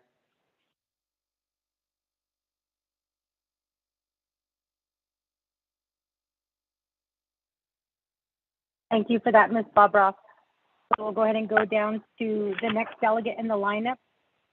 Delegate Edmund Yazzie, the floor is yours. Thank you, Madam Chair. Thank you to all my colleagues that are on the phone, are in the chambers, and regarding for us that are here ready to vote on the legislation, the main legislation. As I just want to give an opinion, this is probably the first time out of our 4 years that I would like to encourage the delegates. Let's just appoint a delegate as soon as possible after voting on the main legislation and then on the amendment, and continue to conduct business for the remainder month. I know there's a lot of questions of, does the pro temp have to be the chair, vice chair, or delegate? Basically, I see all delegates are all equal. And so I want to encourage my colleagues, let's appoint a delegate.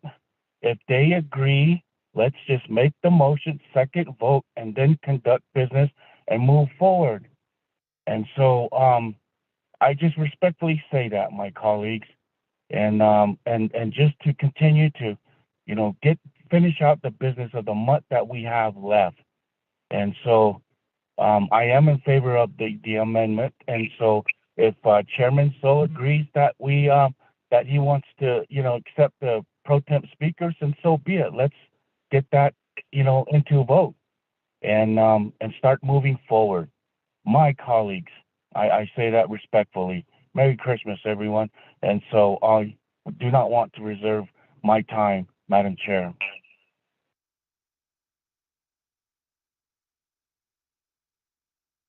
Thank you for that, Delegate Edmund Yazzie. And just as a reminder, we are at Naa'bik'iyati, so there's no need to reserve time.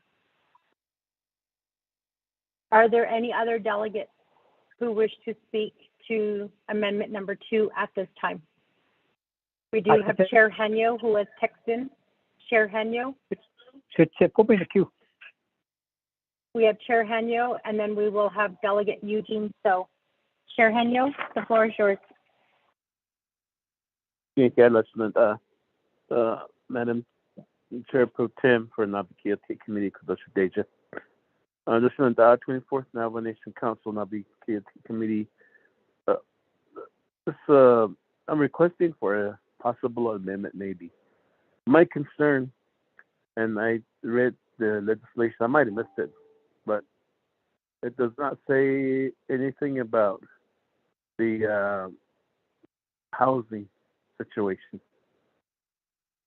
And if this amendment and the legislation should pass at council, no, what would it not be? But if the main legislation with any amendment should pass at council, I think we should give serious consideration about the housing situation for Speaker Damon and his family, because we might be mindful he has grandkids, and we do not want to put them out in the cold under this class.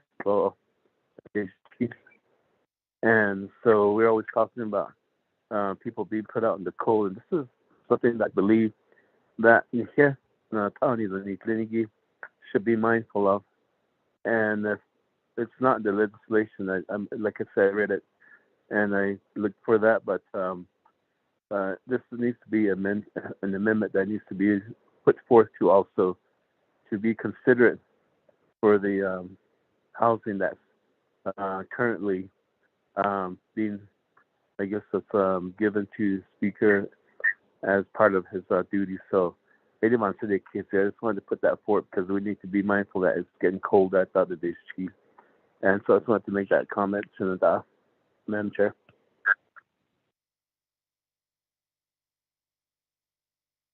Thank you for that, Chair Henyo. We will go ahead and proceed forward to the next delegate in the lineup. We do have Delegate Eugene So. Delegate Eugene So, the floor is yours. It's it. I reckon I had to go back to my boarding school English. I just had a question, but I guess it's resolved. My question was regards to the Chase amendment. Honorable Carl Slater.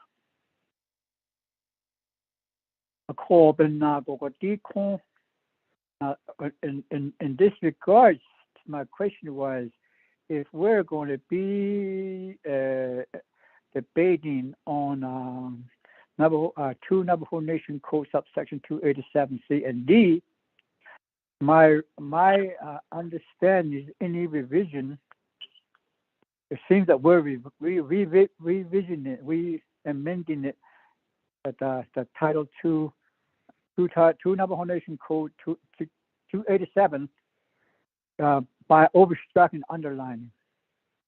I believe the way I understood C line Christian C under the section 4 appointment of speakers. C and D that C it all already tells us how to protect that the carried up car, but within that section about it we're overstructured underlining within that code. Is it that what is the case? I wanted to ask Dana, is that what we're doing, or are we changing the section 287 C and D as we're going about what this amendment? As I see underline and overstructuring that provision. What age is it? Is that what we're doing? That's my question. So if we're doing it, that's why I felt that it was out of order, because we rather would have just waived that and put the amendment in there as is. About to that case, in the section 4 appointment of speaker pro temp, B because each of the standing committee list above may designate a committee member other than the chairperson to act as speaker pro temp during the time period designated to the committee. It doesn't say only the chairperson of each standing committee. That's how I understand it. So even I felt that it was out of order, but we do need to revisit this legislation, because I feel after what Dana described, with 7 to 8 members, we're just going along with it without changing anything. So I reckon I need to drop that legislation in that regards. Person to seat Honorable Seth Damon, that should be determined. This with this legislation, or should have another legislation, and I believe we should ask for another executive session, if I may, Chair. Thank you.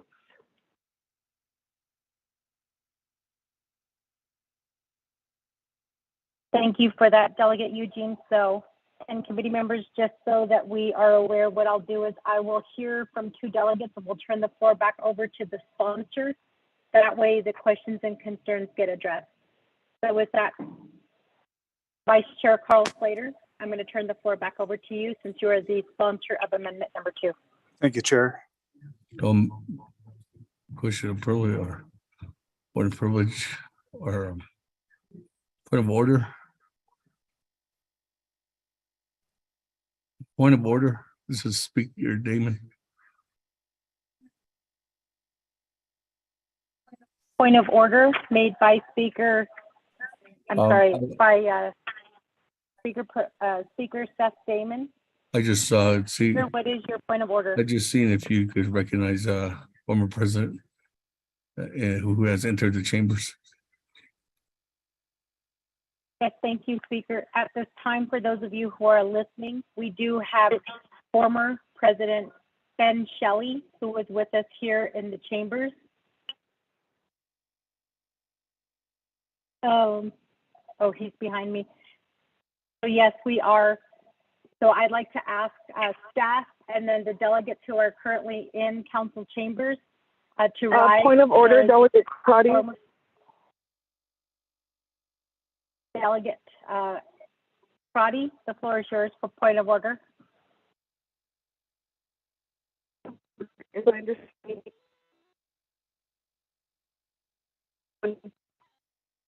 is there a rule that was broken in order to recognize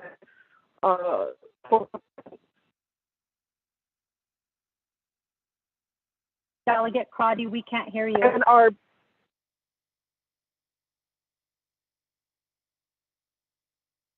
is there so point of order for the for rules, was there a rule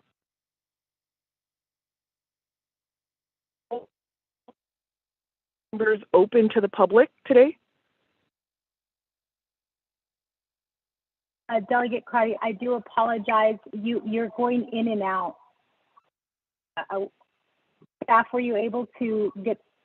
Staff wasn't able to understand your question, Delegate Crotty.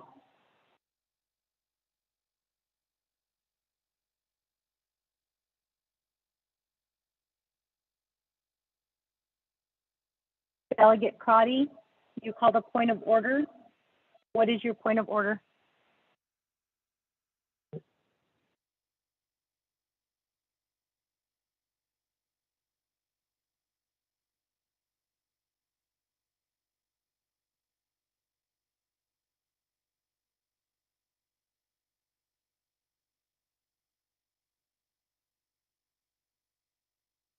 There was a point of order called by Delegate Crotty. However, we were not able to hear what the point of order was for the record.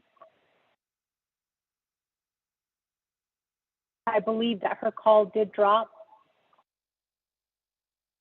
So at this time, we'll go ahead and we will proceed forward.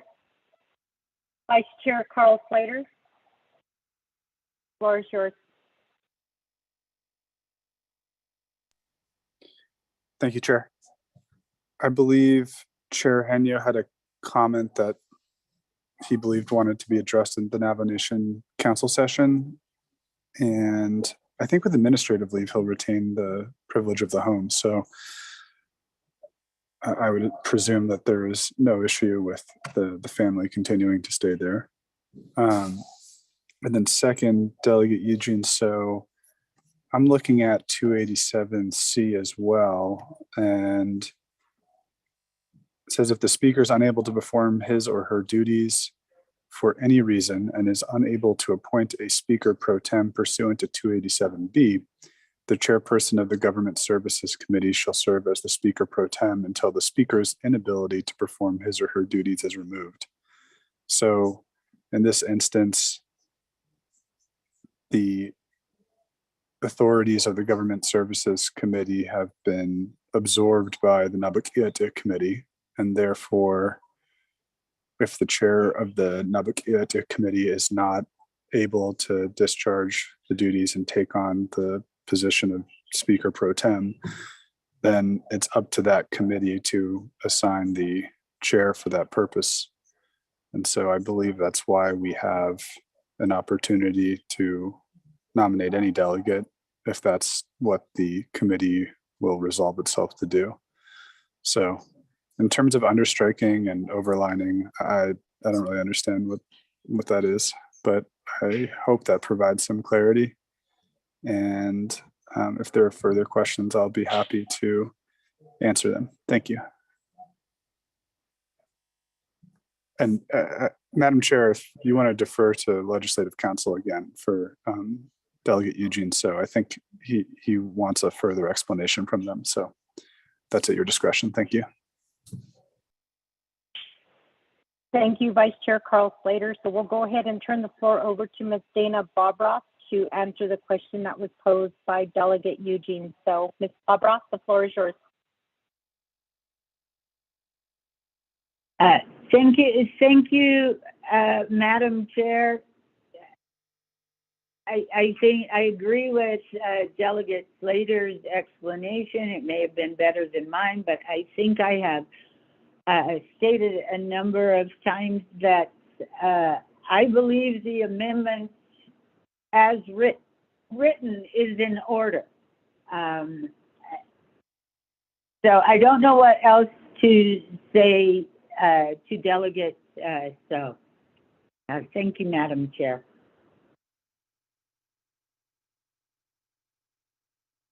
Thank you for that, Ms. Bobroff. So we'll go ahead and proceed down to the lineup. We have Delegate Amber Crotty. Floor is yours.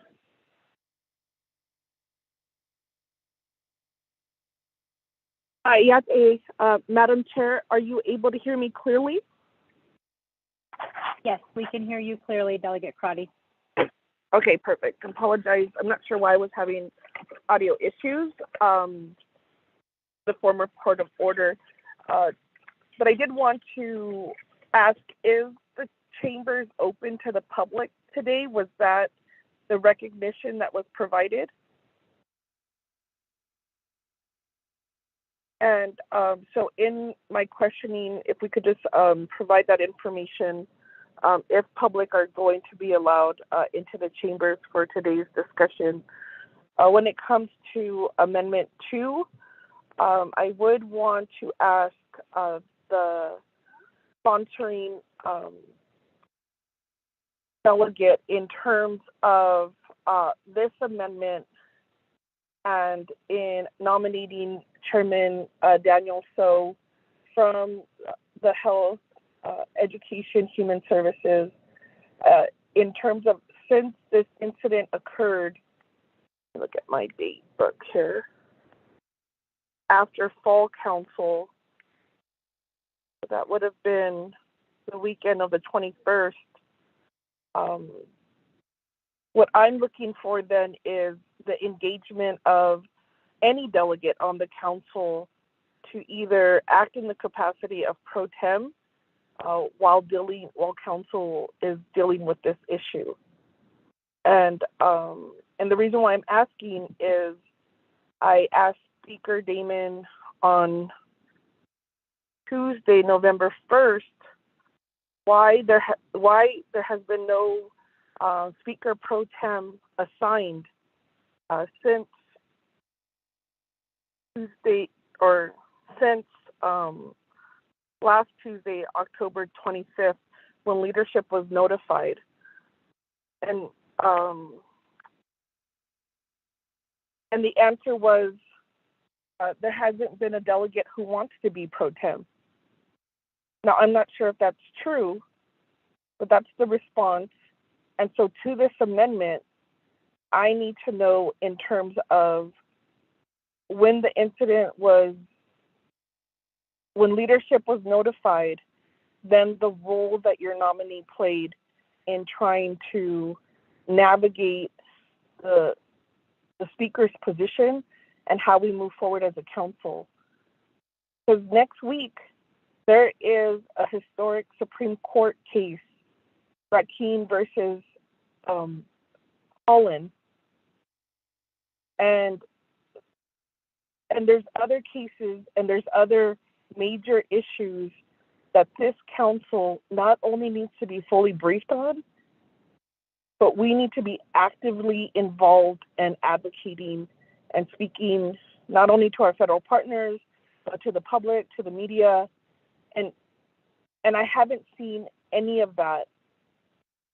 And I haven't seen in terms of how this council in the last 2 weeks want to start addressing or pivoting and moving these issues forward. So the Brakin case is an example. And so my question is, then what was done from that time, from the 25th to now, in the role of what we needed our speaker to do to get this council fully informed on Brakin and other major cases that are coming through. I don't see this position as merely we only have a month, 2 months, 2.5 months.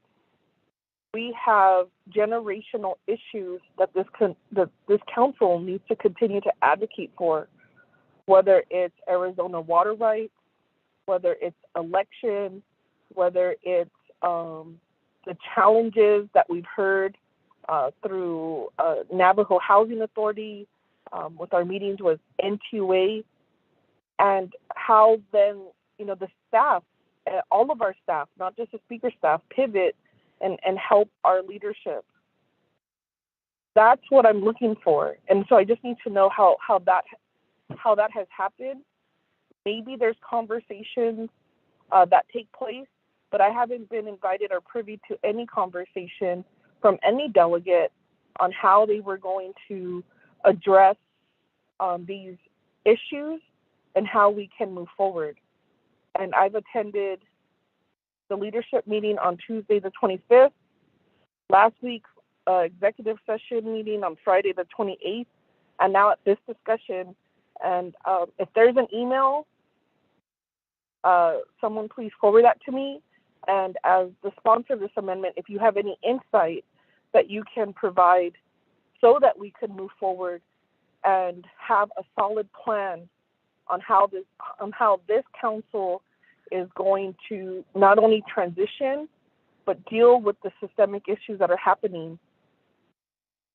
And it goes beyond favoritism. It goes beyond, this is not about us.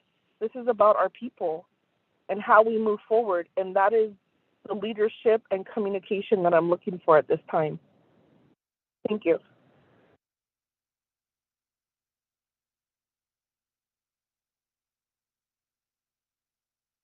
Thank you for that, Delegate Crotty. So with that, we'll go ahead and proceed forward to the next delegate in the lineup. Delegate Jimmy Yellowhair, the floor is yours.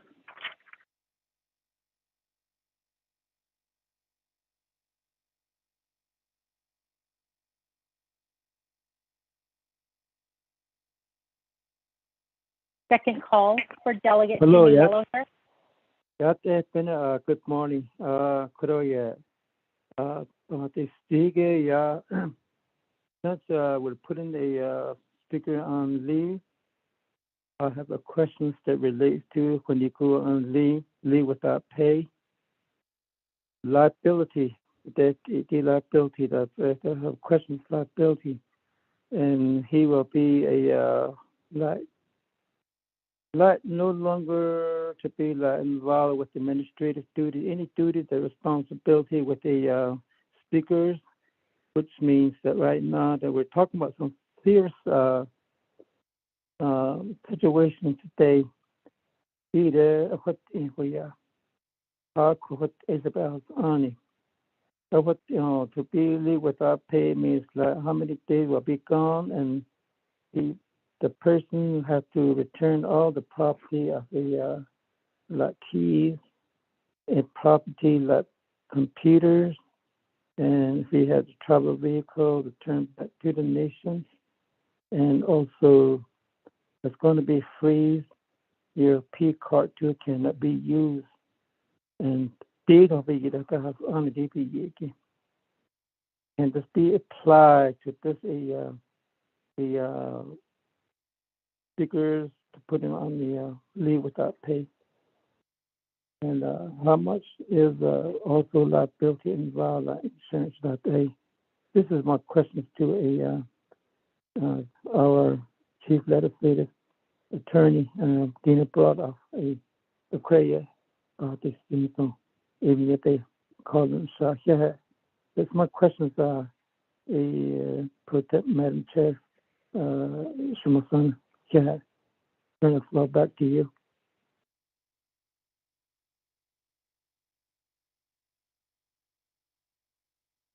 Thank you for that, Delegate Jimmy Yellowhair.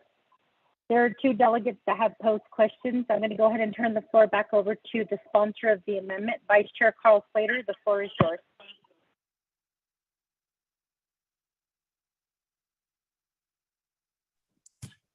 Thank you, Chair. I guess I would ask for your guidance on answering Delegate Yellowhair's questions or comments. And then, well, let me say that I'll defer to you, Chair, because I think that those are administrative or legal questions that would need to be answered by the Office of the Speaker and the Office of Legislative Counsel. But I would like to speak to Shema Delegate Crotty's comments and questions. And I guess first, I will say I don't fully understand the question, so I will ask for repetition at some point. But from what I do understand, I think you're looking for strong leadership with respect to the Brackeen case, to the NTUA and NHA issues we've been discussing, and you want to see that guidance come from the Speaker's office. In terms of how that ties into this amendment, I would need you to speak more or further to that. The Brackeen oral arguments will take place next Tuesday. And I know that the Department of Justice is going to be sending, I think, 3 attorneys out there. And our HES committee has been very supportive when there was the Fifth Circuit case down in New Orleans in supporting those lawyers and staying apprised of that. We currently have an ICWA legislation that amends it's for their new 5-year contract with the BIA for our Navajo Nation ICWA program. And our committee did consider that. It's before the Budget and Finance Committee now. Be happy to present what is within that before the committee considers it. And that includes focusing further on private adoption, something that the nation has not been able to devote itself to as much due to staffing and capacity. The amended org chart will add 2 new positions down in the Phoenix area. That's where the greatest number of cases are. And one of those folks will actually focus on Albuquerque as well, where I think the second greatest number of cases are. Those are a couple items. And then, when the Supreme Court accepted the decision, I met with the DOJ attorney who supports the program within the nation and asked what we could do. The primary recommendation was lobbying for all or the primary states that have that handle Navajo children, that they institute ICWA within their state legislative bodies. And so that varies across different states, and there are still some that we need to get things beefed up in, and there's some where it is an incredibly unlikely probability because of the complexion of those legislatures where they're dominated by Republicans that are in support of, to be quite honest, removing Navajo kids from Navajo homes and from the tribe. So, those are a few things that our committee or I have worked on with respect to this. But I think at this point, the main thing is that the Supreme Court is going to make a decision, and by all looks of it, it's probably not going to be in favor of the Navajo Nation or tribes. So focusing on the states and trying to affect the greatest number of children as possible where there's favorable legislatures is important. And then looking at other legal opportunities in the future, I think is something we need to do. But if the Supreme Court says it's unconstitutional, then that will be a huge impediment for, I think, future federal legislative action out of Congress. In terms of NTUA and NHA, I think we had some productive work sessions and we have some commitments from the boards. But in terms of NTUA, I did offer an alternative there where the nation would set aside some matching funding to hopefully encourage people to start taking care of their bills and getting a payment plan together where we could provide some funding to, knock up $100 or $200 or something for a certain number of individuals. So I think there are options that are available, and I would hope that Chair Daniel So would avail himself of that, or if there's another delegate.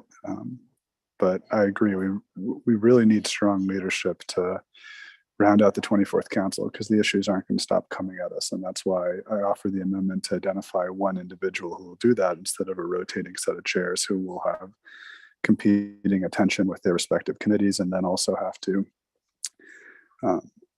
I'd say, we have an election on Tuesday, then you have the grievance period, and then you have the certification of the election results, and that would take place under 3 different chairs. And so I think that's one of the biggest and most glaring defaults of this legislation.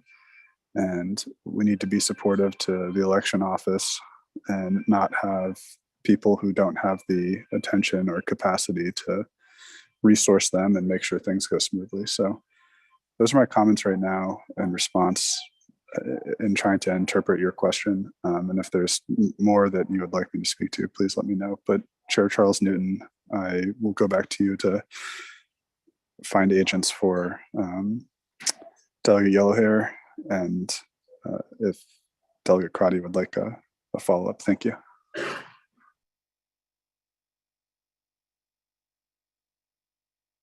Thank you for that, Vice Chair Carl Slater. And I know that you did request for administrative, and then also you mentioned that there was a legal question. In terms of what the rules say, I just want to remind our colleagues that Section 184 is dealing with the chairperson pro tem. And then there is also Section 287 of the Navajo Nation Code that is dealing with speaker pro tem. So I think that will help with some clarification in terms of providing some administrative guidance, Vice Chair Carl Slater. In terms of legal questions, I cannot interpret the legal code. There's a law in place that says that I cannot do that. So I'm going to go ahead and turn the floor over at this time to Ms. Dana Bobroff to help assist with the questions posed by Delegate Crotty and then also by Delegate Jimmy Yellowhair. Ms. Bobroff?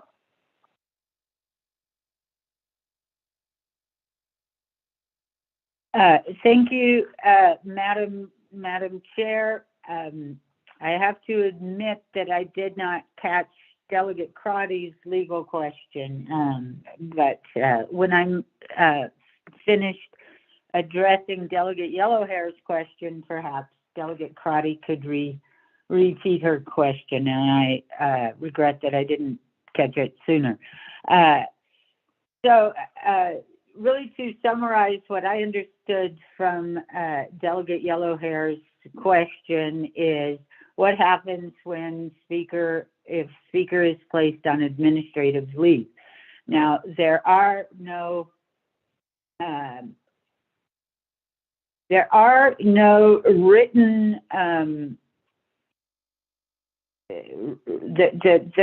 this is a new realm of putting the Speaker on administrative leave. So there's no document such as the personnel policies, well, that you might be able to go back and reference. This is exactly what happens. But in the general sense, when you are on administrative leave, you no longer have access to the building. You turn in your keys, you turn in your computers, your phones, etc. You don't have sign-off authority. You on anything. You don't have supervisory authorities. You give up those types of authorities and those types of equipment and that type of access. Thank you, Madam Chair. And now if Delegate Crotty could repeat her question. Thank you for that, Ms. Bobroff. I don't believe that Delegate Crotty had any legal questions, so I do apologize for that. I think the question was posed by Delegate Jimmy Yellowhair. I just verified with staff. So with that, we do have, thank you, Ms. Bobroff, for that clarification.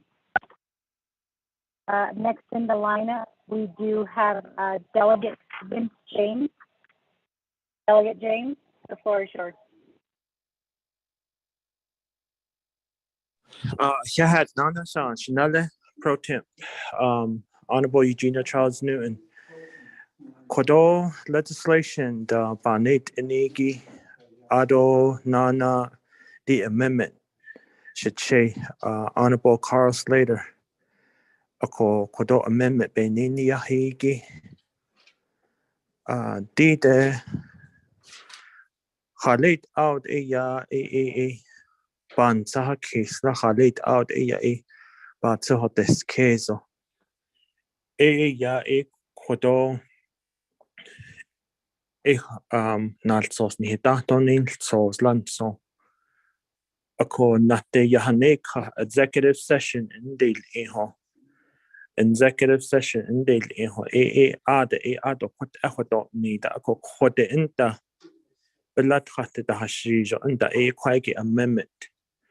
Ako o kodo amendment hitch email iliagi ben nachego. O bansinata keso. To the same consent of asking speaker to step down. But hajo baby khaneo. Jokot au this amendment diki aliad hot aban saha case leako. Ako ado le hajo ba yel to ado le hajo ba net on. Hajo kodo not on nit liniki. Digi it au hat ne koko. Dosh hajo na bedil kita. Ako edo dit anahi gizda. Do edit eya ado le. Sa anel ita. Ako kodo shisazindo edik at amendment kodon hitato sos ako. The consequences, the process of having an individual step down is practically what this amendment 2 is. To inform speaker that, hey, speaker, you should just step down. But doing it through an amendment, because if we're going to do a pro temp speaker to finish out the 24th Navajo Nation Council, and then also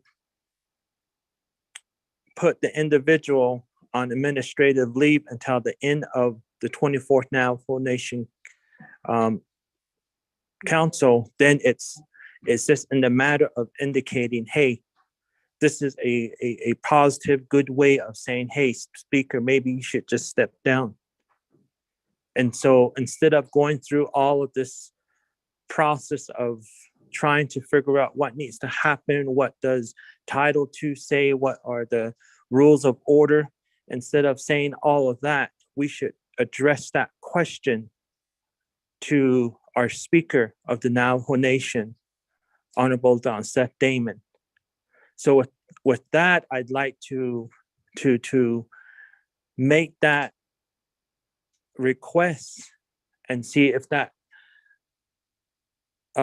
question should be raised here at a Naa'bik'iyati committee meeting. And I'd like to address that to also our legal counsel, Dana, our chief of legislative counsel, Dana Bambra, if we're allowed to do that, or does it have to be in an executive session that we have to address that question? So please see if you can relay this question to speaker, or before speaker, maybe have my question referred to legal counsel, Ms. Dana Bambra. Thank you, Shanelle, Pro Tem Speaker. Yeah.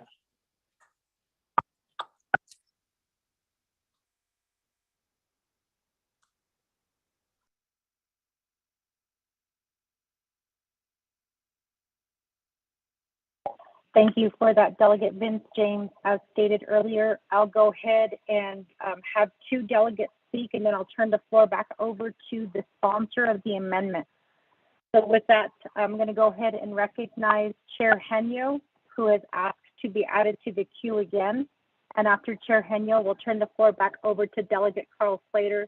And it's up to Delegate Slater who he would like to answer, to help answer the question. Chair Henyo, the floor is yours. Thank you for Madam Chair, Naa'bik'iyati Committee Kodo. Amendment number 1. And so the question that was posed earlier regarding the processes of administrative leave where you're stripped of everything, your keys, your access to buildings, and so forth. The way I see this amendment and the legislation is that the only thing where this council, Naa'bik'iyati committee is addressing, in my opinion, is just the admin leave portion to give time for Speaker Damon to seek the necessary help, I guess you could say, or provide a pathway for himself to healing. And so, but the bottom line, be mindful of it, even Dana, is that he is still a council delegate. And being a council delegate, you still have supervisory authority over your legislative district assistant. You can still have access to the buildings. So what I'm hearing is that, are we saying that if this amendment and the legislation passes, that Speaker Dame is not allowed into the access to the steno office and access to Speaker's office and so forth? I don't think so. That's I mean, he still is still given the necessary equipment to fulfill his duties as a council delegate. And when Ms. Barbara mentioned, oh, you have to turn in the way I heard her, I might have been wrong, but is that he would have to turn in his laptop, which I think is not right. I think that's a necessary part of our job is the laptop. That's what I'm using right now to conduct business here.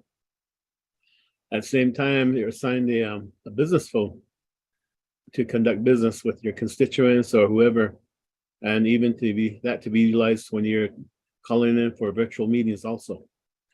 So I think that we're going a little bit too far when we make these comments like you have to turn in your keys and your P card and your laptop and your phone and so forth. From my opinion, I mean, he's still assigned a P card for his to conduct business on behalf as a Navajo Nation Council delegate. So I just wanted to make those comments, Madam Pro Tem Chair.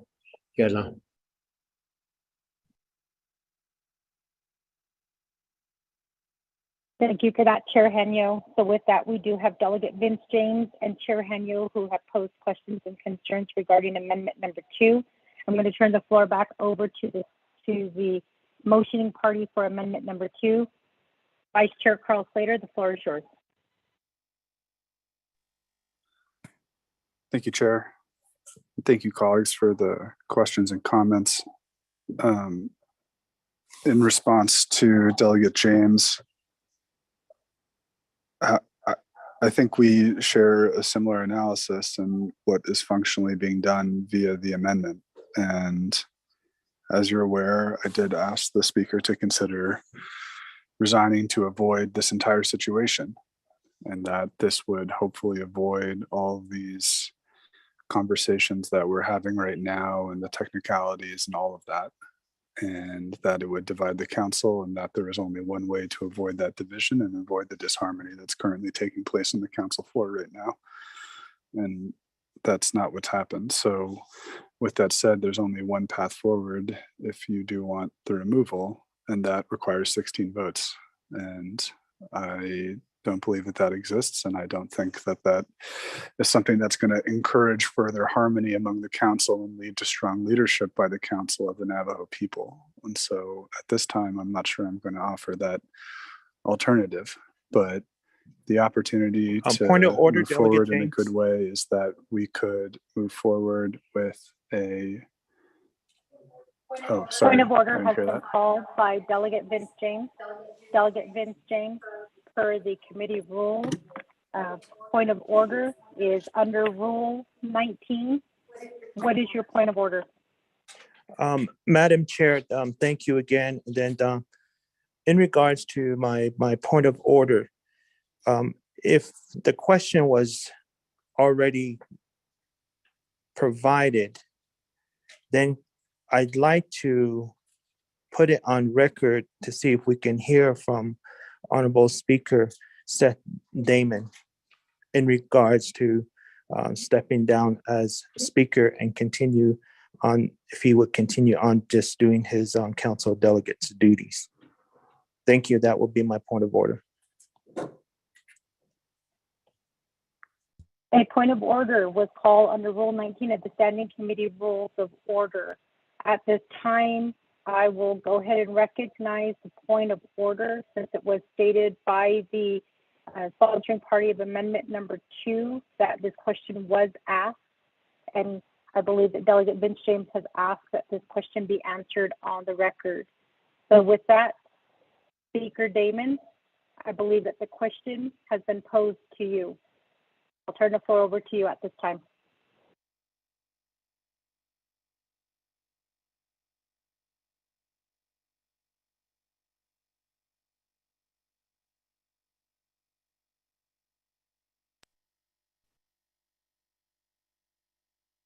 Thank you very much, Madam Chair Charles Newton and Honorable Vince James.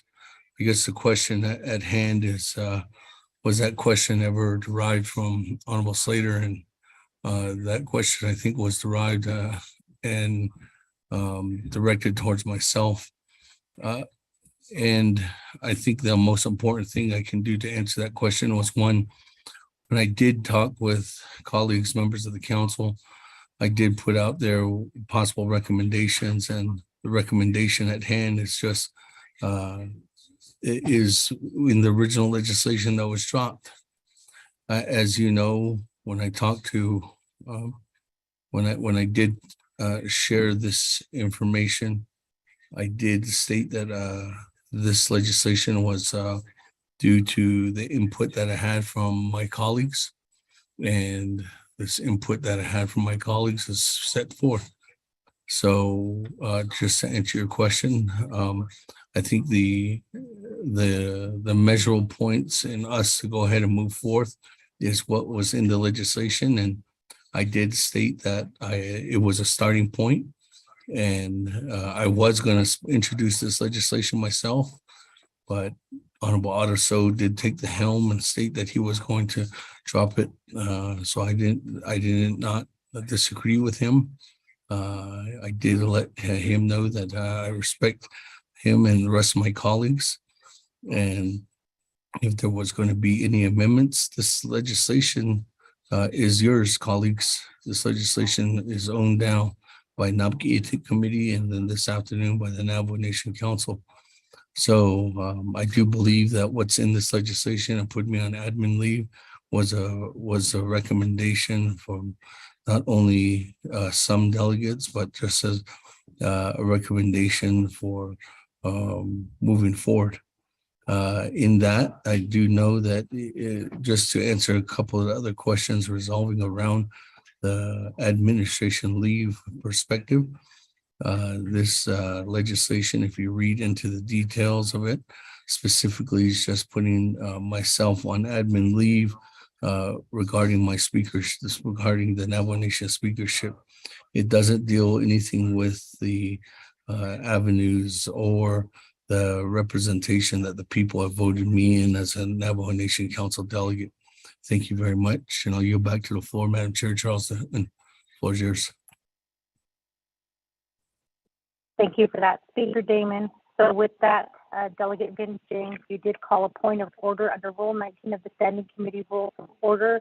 Speaker Damon has answered your question and has stated it on the record. So with that, we'll go ahead and turn the floor back over to Vice Chair Carl Slater. Vice Chair, the floor is yours.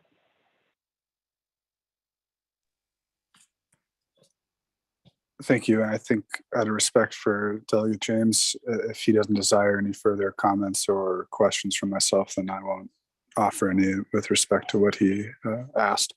Second, I believe that Chair Henyo asked or made comments on P cards and cell phones and laptops and stuff like that. And I'm in concurrence with what he said, and what Speaker Damon just said, and that is the matter at hand is a discussion on the speaker's continued leadership of the council, and it's not a discussion on whether he will remain as a council delegate. He was duly elected, and the only way that delegates are removed are by their own constituents. And Speaker Damon has, I believe, the strong support of his constituency. So that is not something this council is attempting to disrespect or discuss. It is purely about the leadership of the Speaker's office and the council. And so any rights and privileges that are afforded to delegates, of course, would remain within Speaker Damon's.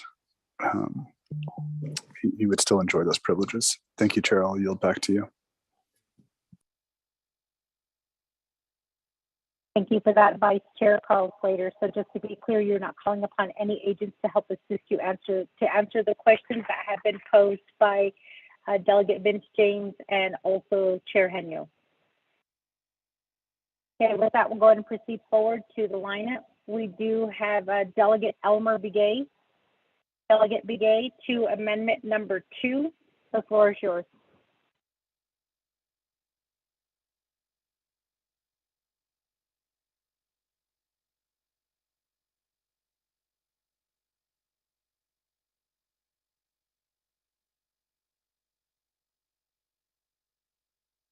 Second call for Delegate Elmer Begay. Another, can you hear me? Yes, Shanella, the floor is yours. Yeah. Thank you, Pro Temp Speaker Shanella. Hello, members of the 24th Nomination Council. I wrote people, other delegates are on the line as well. I think my question will go directly to our Chief Legislative Counsel, Madam Dana Barbers. I wanted to know that how many laws that was created by the council that was passed and became the law for Navajo Nation regarding alcohol and other abuses. I think I'm not sure which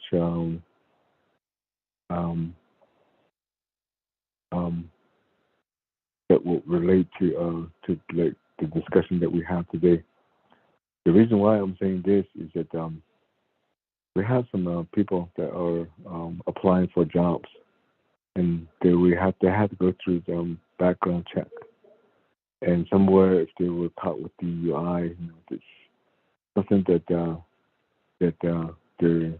there will be always a red flag or something that they have to be aware of it. So what happened here has to go across the board. So that we say that we look, we think about our young people, and right now even the school board members, some of those are being told that to resign or to not run again because of they had a DUI maybe 30, 40 years ago. So I think we should think about this. So I want to ask, I think that would be the best way. I would say that to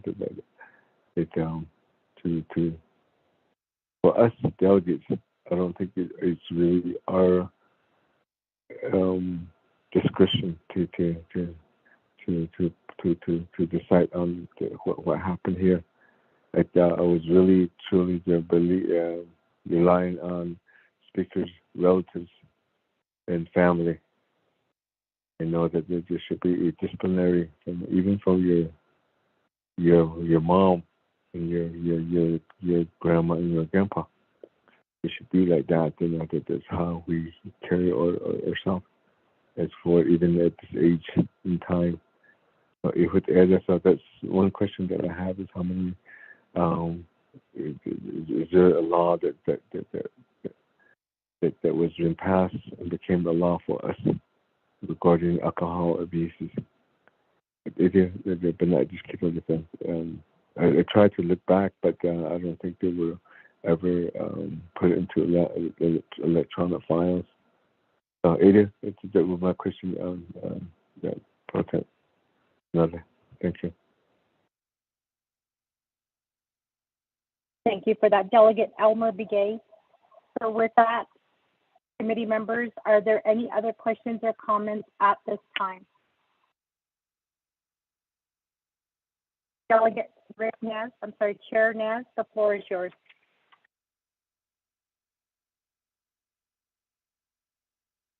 Thank you. Pro Tem Chair Charles Newton. Aroshanand Anothenigi, Beshmahasa Anna. Natin Dinko, Benjit Uche, Haro Speaker Damon, Haro Koro Shanala, Honorable Carl Slater, Koro D. Amendment, Hitaronin Soziki, Aroshadne, Ara Daisnostaki, late out at Leland Hinam, Adi Koro, Speaker Damon, the Hate Holiday, Lehlado, Halate Ayan, the Ashindanosan, Koti Koro. Legislation nasabetan hadit ahiki nihtaros alsosiki yakodo hagishi satashaki. Some of the wording behot kodo amendment elnako sadiki bikeda dotsa bitotsa. We will overstrike this language and add new language. The nego daeb bayel tilawat awlia behas ani hatel. I'm going to speak to the amendment. Kodo nihitato shanalan soziki aro lago bayadel tide besh behanegi besinjo baligi bagatot asish hanan the gash halet erot tagodace besh the chin sikesiki sto bagatot asish hanan laptop ntashan sunshine. I would like to have Speaker have his phone, and so we are able to call him at the rehab center. We could call him and say, Speaker, is it okay if I stop by and visit you and pray with you? You have a laptop. We email him and go back and forth, so we know that we can go and see him if he would allow us to. Koti koro sabe tan hadit ahe amendment ki ya do hot yes tiko inch khata do honeda. It's not saying that in the amendment. Koro ki sabe tan hadit ahe ki amendment ki anego ya kodo the Speaker Damon ki administrative leave go lagon late. It's a hot zendo, nabit and kendo, ohitos, asto yat endo le healing process. And sick case yat eto le yat ekotan sick case do dide baby nahot in lengi be panta has aniki ha it's urgent needed or ash other kodot. Yat hot edo dasn dod johot bekan hilchon anilcho. A corti quagi ada hot satago. Could you ha onish? Koto ene shamayaja yaha ziko. Enego ha. We should have a solid plan, Nila. Winston should having a solid plan while our speaker's away at rehab. I don't hear anil chwe korobat sadossan gon he kote on nishike nasto letiki. The language here, the Honorable Daniel So shall be Speaker Pro Tem Niniki. In Hiben Hohad Nation and Anotheniki. Acheda, if you choose to have someone in there, that's up to you. You could ask Honorable Slater, Quaggy, modify inle Isadiki qui onashahato. Just leave it blank right there. I don't counsel the connection get it over the Niki Bishet. I did a ya what I inch cut or such a what aid or late. Ndeja had it all just Niniki. A crochet, Heinz go oban Siskesco. Ane Pro Tem chairs that need linigi eyes in Hinanis, the Halnotan Sago, Hindan Nishego, meetings that be needligedo, could have no the other. Then Sagon day, who date a 15 days on Nils Kokodo, wheat last or late a late Elamson, a quacky or a shaggy one that I should tell a bit. Petition na, Honorable Daniel so on that busy so Elan on us and go a shank cost or share. I would ask us at yet or less. Hard you go ship in the nail easy. I don't really see anything wrong with this amendment. All we'll have to do is vote red or green. Wait, I think on Hibin holding thought is that such a cheat that I could go 80 amendment again. Yes, Chico. When Sandoins Kato hit out a Hakodo, Hande Yego, Jonas Nane, Katonle, January, Hadol, Jishiki, Eben, Yet, Ehat. Ado hot in Coco or ho hiti needed on Port Zaki Penina a hot a behas aniki Naa'bik'iyati. If it didn't happen, we wouldn't be here today discussing this legislation. O Winson, O Bansus Kesko, do a yon steda.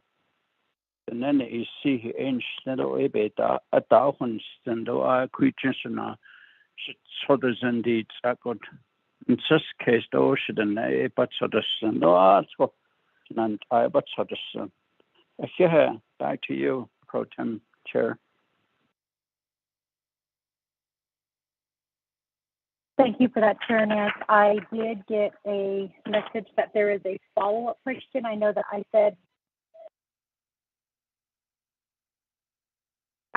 did state that I would do 2 delegates. However, since this is a follow-up question, Vice Chair Slater, I'm going to go ahead and recognize Delegate Vince James for a follow-up question, and I'll turn the floor back over to you. Delegate Vince James, the floor is yours.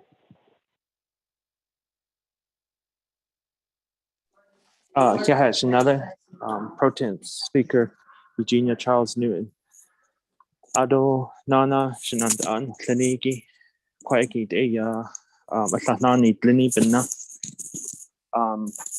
in regards to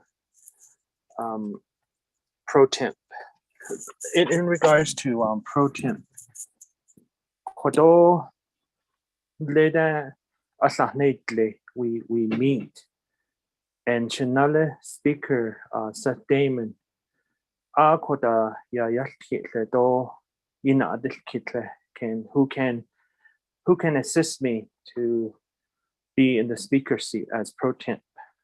Ado any of the chairs I need assistant as a pro temp speaker. And majority of the time, Honorable Eugenia Charles Newton, Yashi would volunteer that the other chairs that or were in a meeting that I know. Based off that,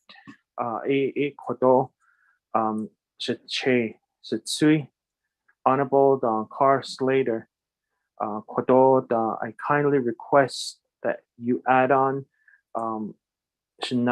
Honorable Eugenia Charles Newton to be pro temp speaker. Case chairs case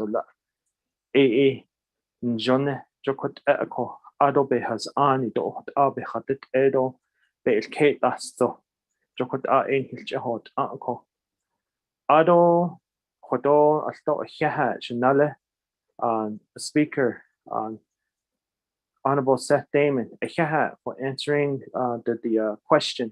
Hodo Benadil Kit Ado you put it on record. Nihin ha naslat at no executive session the K ni kai join ni zing John de do Hananat the Lako upon the shade at Ado Hodina do the shade K di Kodo legislation hitatoni so ziki ako. Ako what out not hana state or lito shahoin agi shanale Honorable Eugenia Charles Newton. Quadidole. Thank you.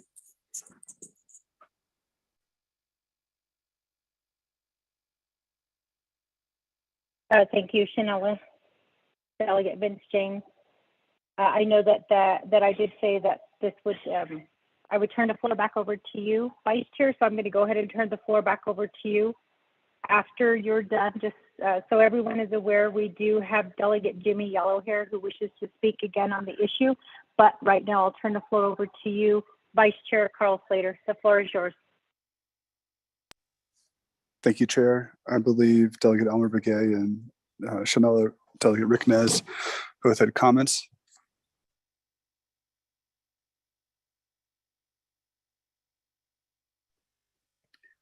And Shitsui, Delegate Vince James was, I guess, can I ask a clarification so it's clear? Are you asking for there to be two speaker pro tems for the remainder of the 24th Council? Or are you asking to replace Chair So with Chair Charles Newton? Do you mind recognizing Delegate James, Chair?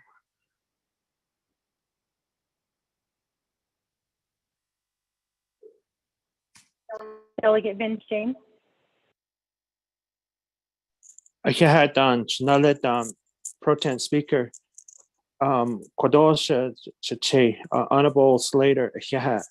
My request is to add on Honorable Eugenia Charles Newton to your amendment. Thank you.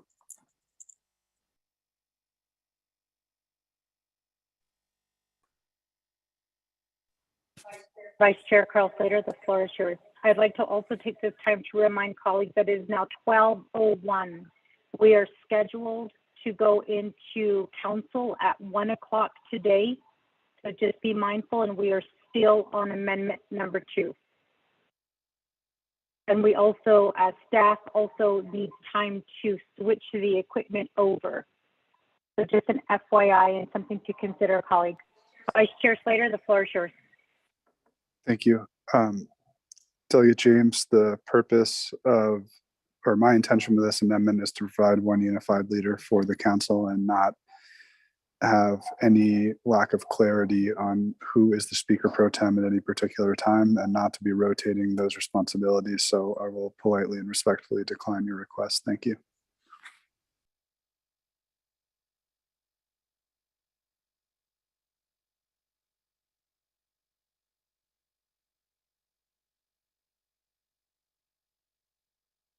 Vice Chair Carl Slater, there were 2 other delegates who posed questions and concerns, Delegate Elmer Begay and Chair Rick Nance.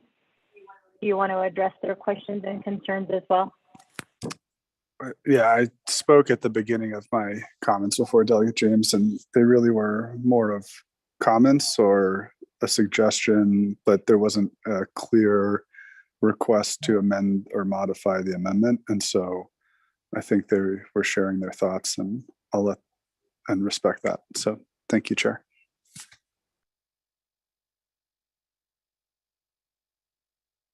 Okay, with that, we are going to go ahead and proceed forward to the next delegate in the lineup. Delegate Jim Yellowhair, the floor is yours.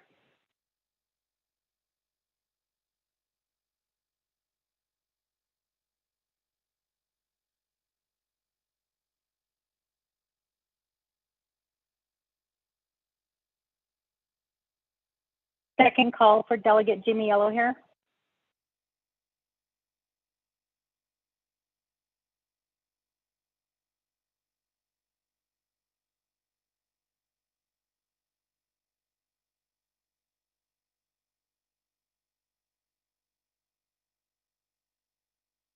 Last and final call for Delegate Jimmy Yellowhair. Delegate Yellowhair, *6 to unmute yourself. Hello, Good afternoon.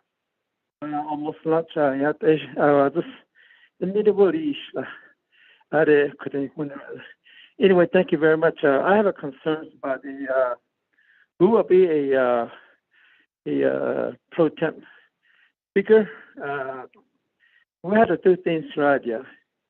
The pro temp the council on the way that inside it. Na kilkhani nilo Johnny Bahati Negadis Honorable Rigner Nisha Sikina Stahaladi Cherdoni Glenido Adonta Vice Chair Chairman Dani Gleni in the Stahalon Yego. Even in a share of the rare to be fairness. Na kilkhani. It don't have to be chair or don't have to be. We can select anyone who is available to work as a full time. That's my standing right there. What is fairness? That is just picking up from the floor. Eight of na ki khanto kha to dita. What na kodo na sto. Oda saki enti edo.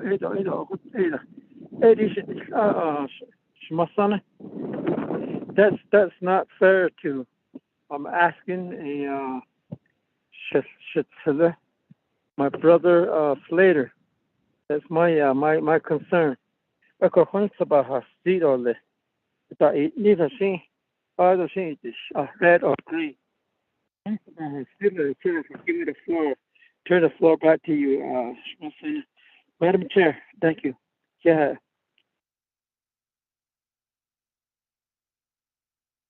Thank you for that, Delegate Jimmy Yellow here. I'm going to go ahead and turn the floor over at this time to Delegate Crotty. She does have a follow-up question. Delegate Crotty, the floor is yours. Yes, thank you, Madam Chair, committee members, and Pro Tem, Madam Chair. So it looks like Delegate Slater did ask regarding a question who has pro tem the Speaker's office since the incident was acknowledged at a leadership meeting. That question was not answered, so if I could get staff to provide that information in terms of what delegates were supporting the continuation of the Speaker's office, and that helps give me some guidance too in terms of individuals who want to move forward and ask to be pro tem during this time. Thank you.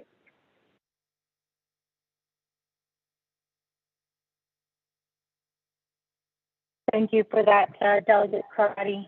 We're going to go ahead and turn the floor over to Delegate Halona. Then we'll turn the floor back over to the motion party for amendment number 2, Vice Chair Carl Slater. So with that, Delegate Halona, the floor is yours.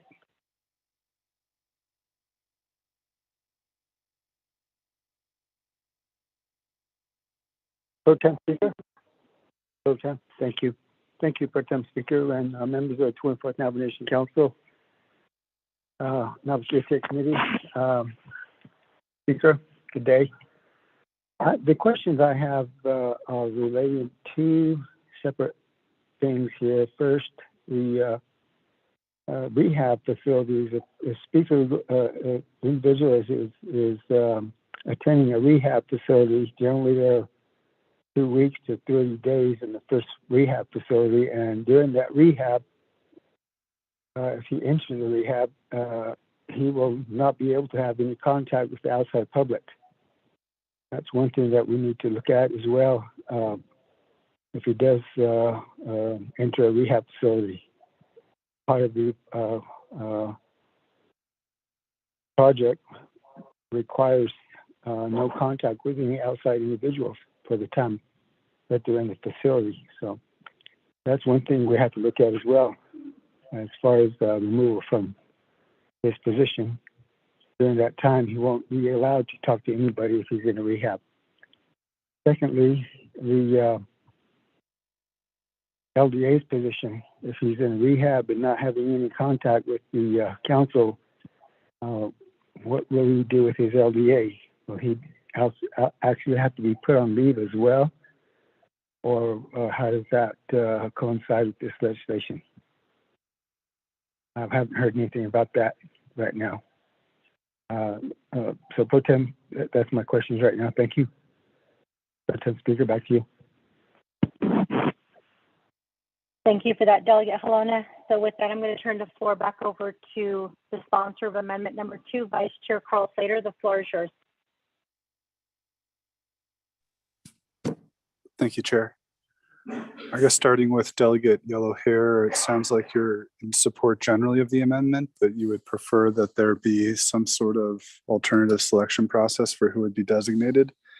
And if that's the case, then I would suggest that you work with the Office of Legislative Counsel to develop that modification or a subsequent amendment here at the Navajo Nation Council session. And I will say that the reason, to reiterate again, that the reason that Chair So is selected is that he's not running for re-election, and that it is my hope that it would depoliticize this situation and that we would just focus on getting back to our work and moving forward. I believe he's an elder statesman who served on the council before and has served when there were times of crisis. And I have confidence in his ability to discharge the duties dispassionately and effectively. But if it is the will of the committee, then it's the will of the committee. If it's the will of the council, it's the will of the council. I just think that at this time, there is a lot of contention and a lot of passion, and selecting a leader in a competitive electoral process among ourselves is going to take a lot of effort and be very difficult. And at this time, I think we should be dispassionate, level-headed, and clear. And I think by designating one person at the outset now and everybody getting on the same page, we'll be able to do that and not think about political maneuvering and wrangling going into the next council and interpreting all these actions in that manner going forward, because that's already happening. There are already people angling to be speaker right now. And I think it's unfortunate because I'd rather us just deal with the task at hand. But thank you for your comments and your suggestion. If you come up with an amendment, I would love to look over it. And then Delegate Crotty, I understand that I did not answer the first part of your question, which was really to the Office of the Speaker staff on who has been the designated pro tem. And I know that I had requests before the office that went unanswered until you went into that office and asserted some leadership to become pro tem. So I would ask that when I finish responding to Delegate Halona and this series of questions, Madam Chair, that you recognize either the Chief of Staff or Speaker to discuss who has been pro tem, because there's been no memos issued to the Council on who's been pro tem and acting in that authority that I've seen, and no communication from the Speaker on how the continuation of the office duties have taken place during that time. Delegate Halona, with respect to the LDA question, LDAs are supervised, from what I understand, by both the delegates and the Office of Legislative Services. And I'm confident that Speaker Damon would be able to work out an arrangement with the Office of Legislative Services to provide direction on what his LDA needs to do and perform on behalf of the citizens of his district. So I don't think that that is that big of a deal. In terms of communication, I agree with you. And when you enter rehab, sometimes or oftentimes you really have no idea how long you're going to be there, if you're going to be in an inpatient facility. And I think that that's really critical and why we need to consider this step, because the specter of returning to speaker position through the 24th Council is something that I believe will haunt the rehabilitation and also provide a lack of certainty for the council. And it's my hope that having one delegate in there will provide us with the leadership we need to round out the 24th Council. So thank you for your concerns. And if you want Ledge Council to answer that question, then I'm looking at you. Do you want Ledge Council, or are you okay with my answer? Okay. Chair Charles Newton, I would respectfully request that you recognize Legislative Council to answer Delegate Halona's question and then recognize the Chief of Staff to explain who has been pro tem in the intervening period between, I believe it's Tuesday, the 25th, and then to date on the pro temps. Thank you.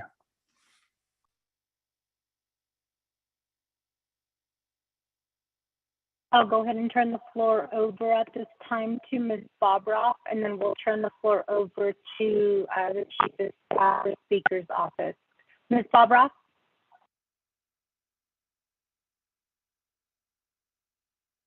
Thank you, Madam Chair. Thank you, Delegate Yellowhair. So this legislation is only removing Speaker Damon from his duties as Speaker of the Council. It does not affect his position as delegate. As far as the supervision of his LGA while he is on administrative leave, that does not, him being on administrative leave for Speaker does not affect his role as council delegate. He is supervisor, or he shares supervision of his LGA with Office of Legislative Service in his capacity as a council delegate. So there's nothing here that should affect his LGA. Of course, he will need to provide instructions or such while he is while he is in rehab. If that is where he him and his advisors determine is best for him. So no, his LGA should not be affected. While I have the floor, I would like to also just clarify that when I was asked about what happens when he's on administrative leave, I was only speaking to access and equipment that Speaker possesses in his role as Speaker. It will not affect any equipment or access in his role as council delegate. So back to you, Madam Chair. However, there is a question that I believe Elmer Begay asked that I was not asked to respond to. Thank you, Madam Chair.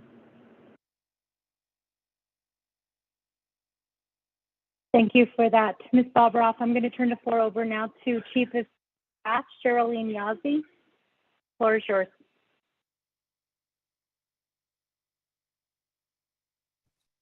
Thank you, Madam Chair.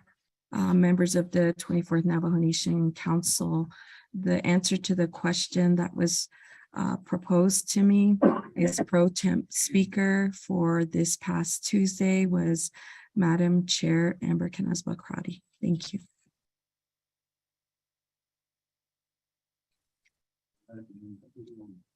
For that day, it was for one day. However, Speaker was also still here in the office as well.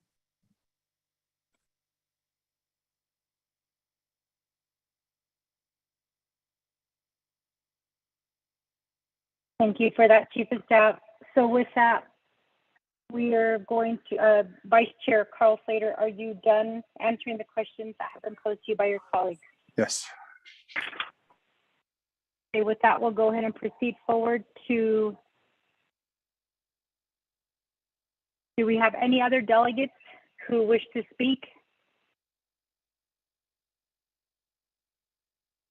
Good afternoon, Vice Chair Smith. Who made it? Vice Chair Raymond Smith, and it sounds like Delegate Eugene So. Again, colleagues, I want to remind you that it is now 12:19. We need to conclude with this meeting before 1 o'clock to give staff time to set up for council, special council. At this time, I'm going to turn the floor over to Delegate Raymond Smith. We are still on Amendment 2. Delegate Smith, the floor is yours. Okay, Pro Temp Chair, appreciate the time, the dialogue that we are discussing with the amendment. I think this amendment is in place, but I'd like to hear it on record, Costing. I'm sure they would like to hear it too. Tonight, and you'll so hundred I laid I on 6 years. A call, Ada, a bohonet, the Tony. Elan on put on record that did. I don't know. When I old Joe the Pro Temp Elia, machine, your castle. A call banana shiggy, Edo, chair of it, Health and Education Human Services. Others is the vice chair, does it when it test get on that. It does a banana spot that. Although, that the speaker that the Nigi. Nanish, go deep speaker, up on date. The con later. Bahalindo, Chachilcado, Kihosondo, Ajas, the Nanish, Ajas, the Ne. Because today's Igi, Edo Bandit, either. Idea, the speaker day, joy, Hanalish. Okay, what indeed. Not a direct tag for his leadership within the 5 chapters that he represents. Speakership there, okay. Asian United could be the speaker, the Pro Temp Shanai Daniel. So, others of Aquan, so I thought this, Juanita for the record. Hela, so without be how this is Hela.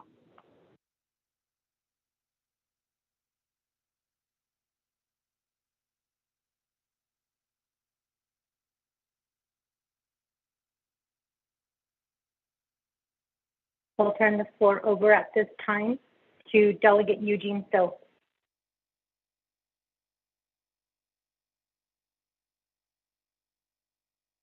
That's it. I need to ask for the fence on the ID. We don't have a line veto. If we don't I didn't veto that one. For the main resolution. So yeah, I'll share those hands for yeah. Thank you.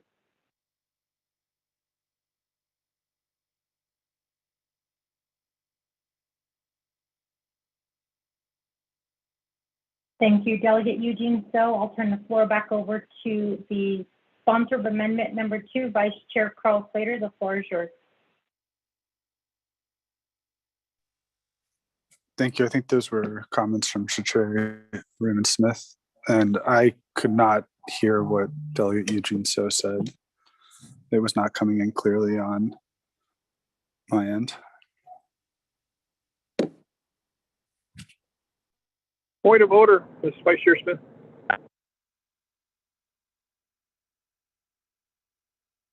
Point of order called by Vice Chair Smith. Under Rule 19 of the committee rules, Vice Chair Smith, what is your point of order? My point of order is I asked a couple of questions, and it wasn't a comment. Maybe I need to say it in English. The question was, my point of order is, question is, my brother from the Eastern Agency, Daniel So, is in this amendment. Is he willing to take the responsibility for the rest of the duration of 24th Nomination Council? I'd like to have that on record. I have not heard a yay or nay from Chairman So of the HES committee. And also the question was too, in his vacancy, him being the pro temp speaker, who would be taking his place during the time he is over here at Winter Rock conducting speaker business on a 24/7? Would that be the vice chair taking over? And the third question would be, what happens to Honorable Seth Damon? Does he just take over into Hess position as a council delegate? in place of that. Thank you, Pro Tem Chair.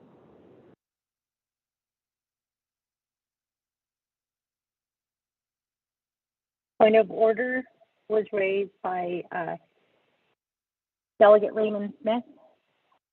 And I believe that Delegate Carl Slater was still in the process of answering the question, but he did make a comment that he wasn't able to hear Delegate Eugene Stowe's question.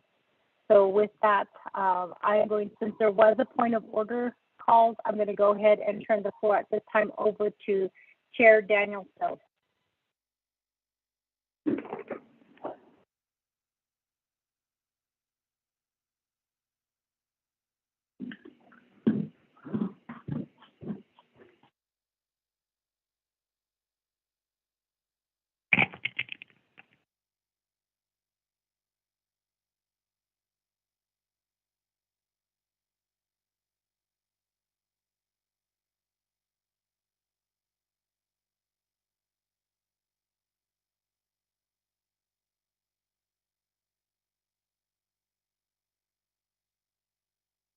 Chair Daniel Stowe, you got to speak in your phone.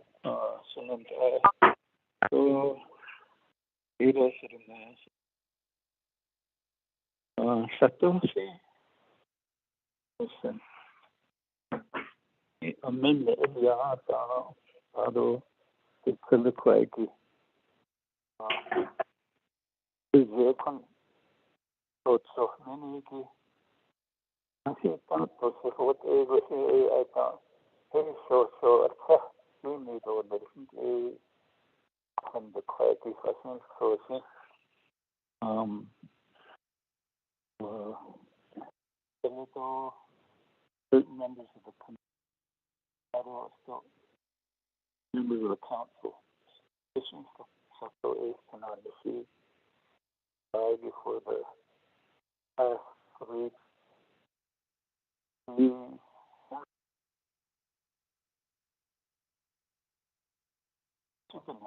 Chair Daniel Stowe, we can't hear you.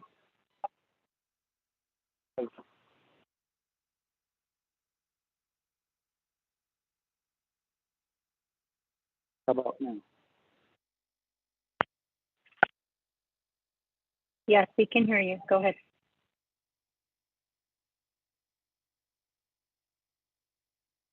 Volume on your phone. Could I ask something to add? Probably to 20. So, Chair Daniel Stowe, we can't hear you. Let me give you my phone and you can speak into my phone.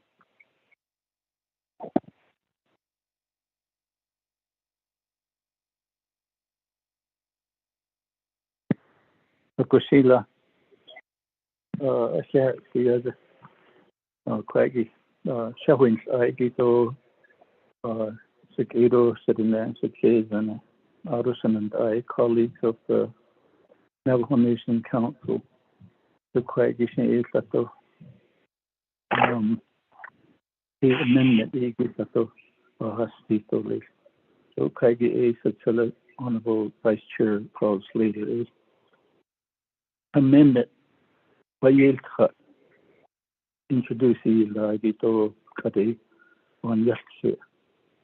I said, for so ego a I thought she a show test we need to listen the so conversato a on Sah Casey so without Freda. Listen to Nashi Gito Cassin so is now to Ahegi Hagan Cafe in Ocean Sato is only in the Ado Hazoba Honosen Speaker in his full power. He has the ability to name a Speaker pro tem. Okonde Kwaki Sato Eya. I thought you need to have Eya Sato. Sato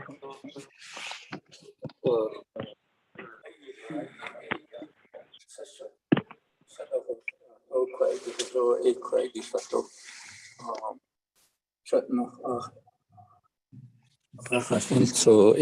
sato ashe atathe khashtidole. So no ni hatsi so eben na che di sa beta na hodita ai ni tato selsos. Okho kwagi eben na che kat aja or ni pasalaha the ability to name a pro tem on his own volition as a speaker. He's giving that particular ability to name a pro tem. He's given it to this Naa'bik'iyati committee and back to the council. Shay what Naa'bik'iyati. Do sato eshe ya sato benai dos kido so eba hoxi jo pro tem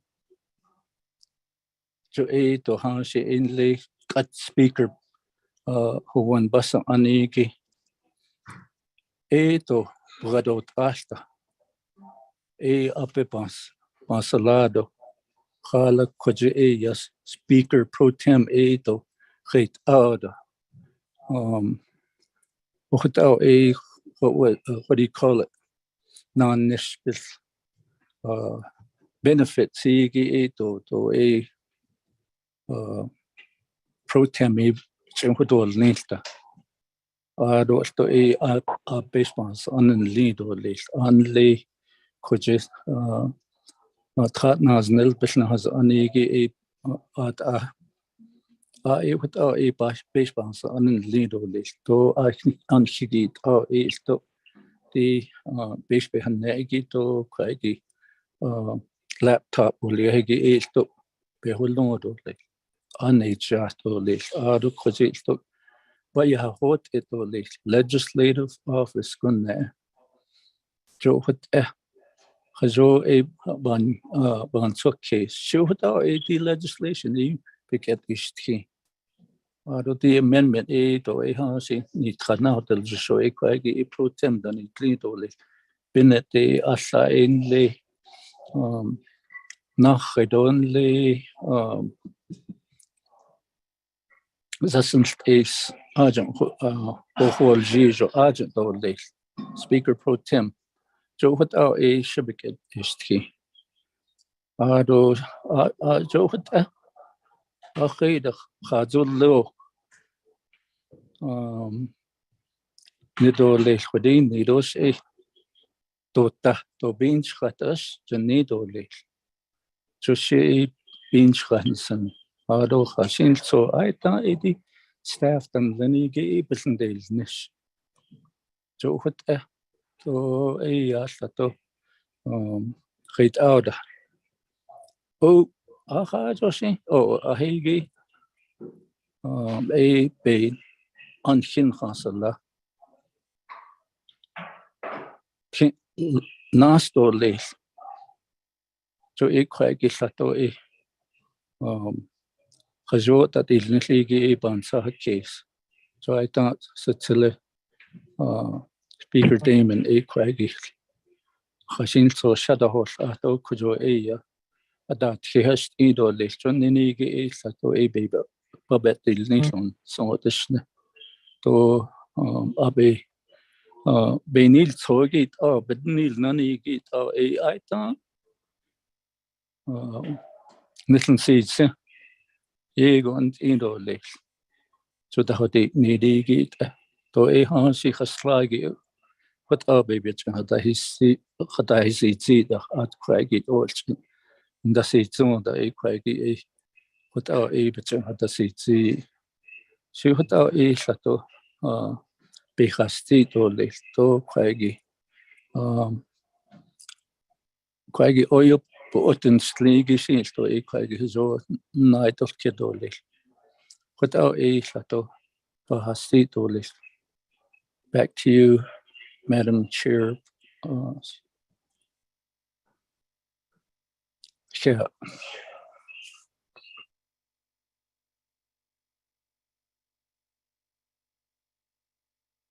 Thank you for that, Chair. So with that, the point of order was called by Delegate Raymond Smith. Delegate Raymond Smith, your point of order has been addressed. We'll go ahead and we will proceed forward. I believe that Vice Chair Carl Slater still had the floor when the point of order was called. Vice Chair Carl Slater, the floor is yours. Thank you, Chair. And I apologize, Chair. I was in the middle of trying to read some of these comments on the legislation. And to be frank, I didn't listen to everything that you said. So the connection's been a little spotty here and it won't happen again. Appreciate your questions. Thank you.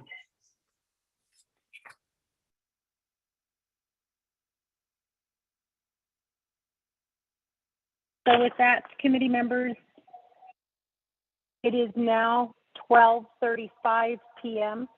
We are still on Amendment 2. Are there any other questions or comments or any further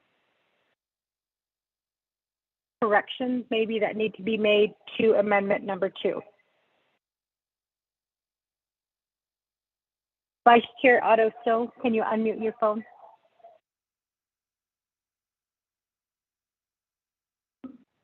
Can you hear me? Yes, Vice Chair Otto, so we can hear you. The floor is yours. Ide there's ani kudo benani digi benani ahigi abashine. As the Navajo people has the right to choose their leader, here at the council, we have that. I did not give the authority to the sponsor of this amendment, my authority to pick for me.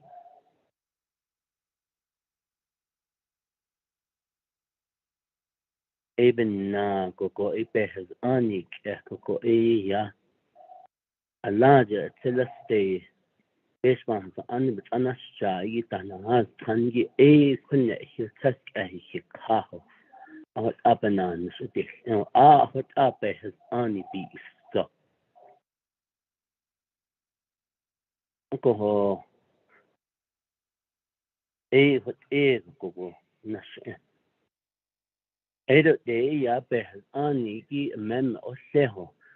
He did pro tem ninigi ya atobi hanas zoho. Let's amend it to where we'll come back and have a selection.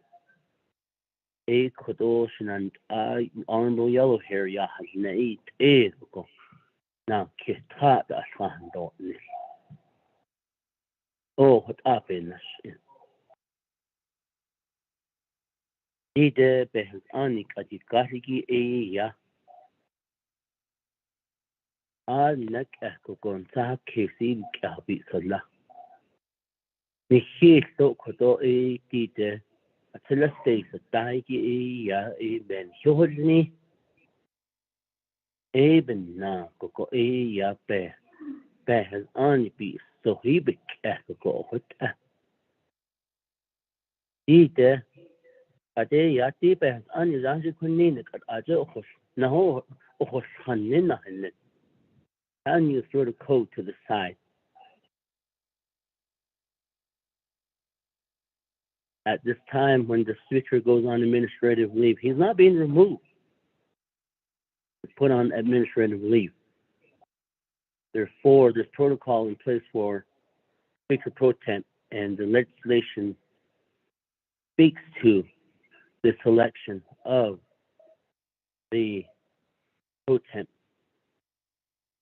This is the ADA. Chairman is not Shiniki, it's caught enough Jahuli.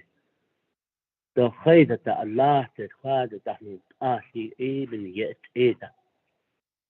Oh, Jonan is a Aji Gahigi a Gato Lispiniya. They don't say that. Ada Aj. I will make that on the record. Don't desire the seat. but we have chairmen in place that could steer the ship, steer the boat, finish out this term. Or when the speaker comes back in Aita Paniata Foski. Aita Kudapit. It's that nepin. Yo Kadnan Pinahit. So Pinahit. So Nahalo Aja. What his Kanana. Oh, what Aban Saski. Neck out, case with Ankiki. What happened? First, I thought to see that. Tell me who's right.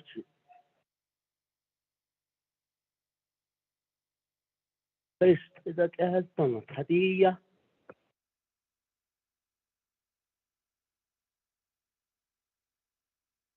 What I thought here. Once, Bas Tigi. Yes, kid. I couldn't the best ones only clearly did it. Only that is so the Ade Yenia. Take what up it. Versus Bonnet lunches dini. Abe Keko, deep bears only the Nastatia. Tony, he said, what ego go down the Ada Mahatrita. Oh, Aban Benash. Alcohol, oh, Ape. The ego. Eat oh, the deep what all, Liston, lazy, given only the copy. So he, Abe K. Aho, got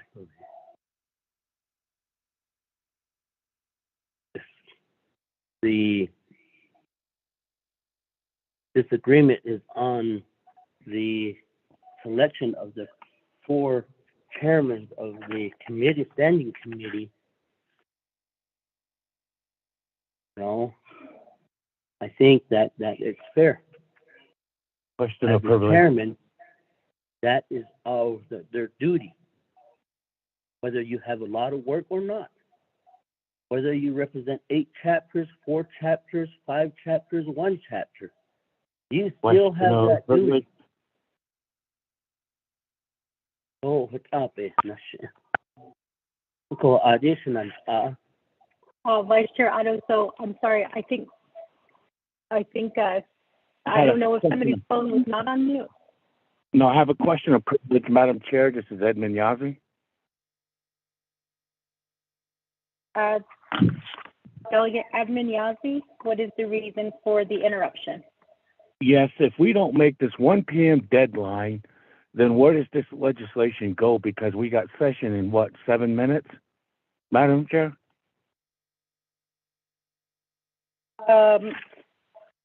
Delegate Edmund Yazi, I'm sorry, you cut off at the very beginning. So did you call a point of order? Question of privilege. Delegate Edmund Yazi, there is no such thing as a question of privilege in the standing committee rules. We only have a point of order. Okay, Are you so calling a point of order? Yes, my question on that point of order is that if we don't make the deadline at 1 p.m., then where does this legislation go? I'm going to go ahead and refer that question to Ms. Dana Bobroff.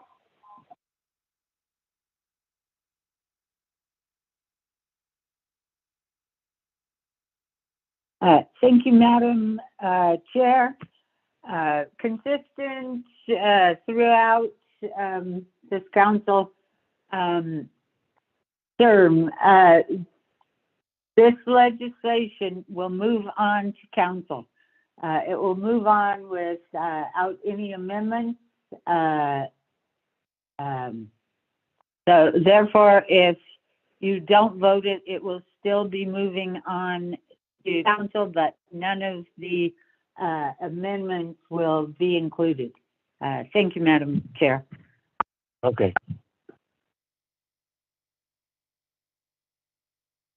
Delegate Naa'bik'iyati, I believe your point of order has been answered by Ms. Dana Barbara.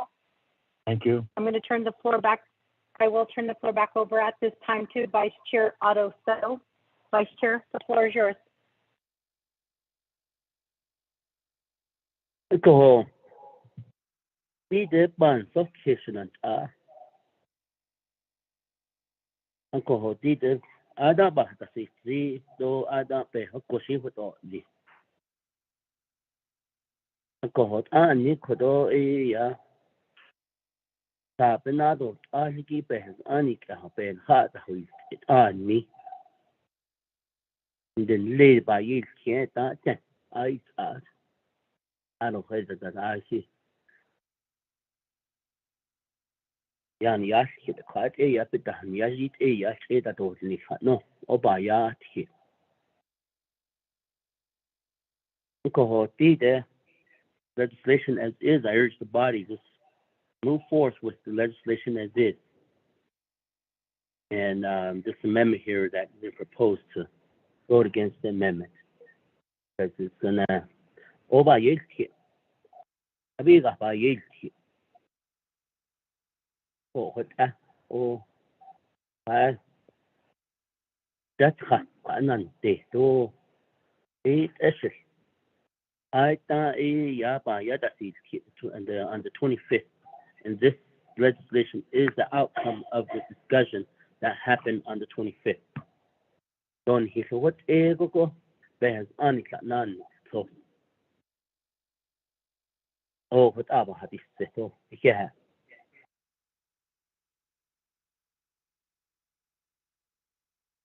Thank you for that, Vice Chair.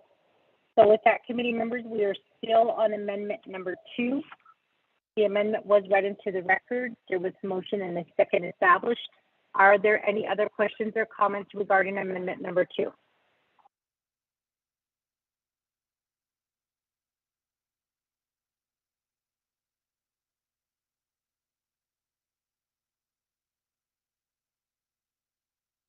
Not hearing anything. Staff, do we have any text messages from any delegates? The response is no. So with that, I'm going to go ahead and ask Ms. Liana to assist us with the roll call vote. Liana, can you assist?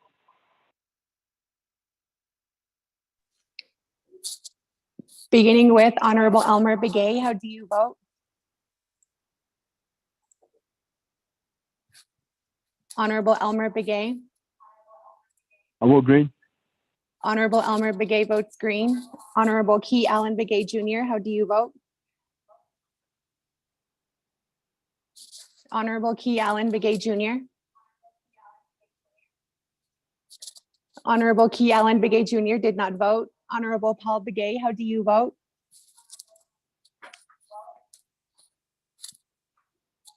Honorable Paul Begay. Honorable Paul Begay did not vote. Honorable Nathaniel Brown, how do you vote? Delegate Brown votes green. Honorable Nathaniel Brown votes green. Pro Tem Speaker, Madam Chair, Eugenia Charles Newton is not voting. Honorable Amber Khanez Bakrati, how do you vote?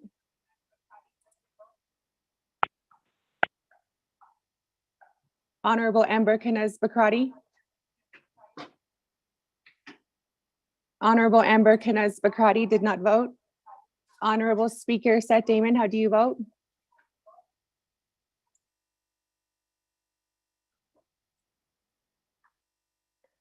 Honorable Speaker Damon. Honorable Speaker Damon is recusing his vote. Honorable Herman Daniels, how do you vote?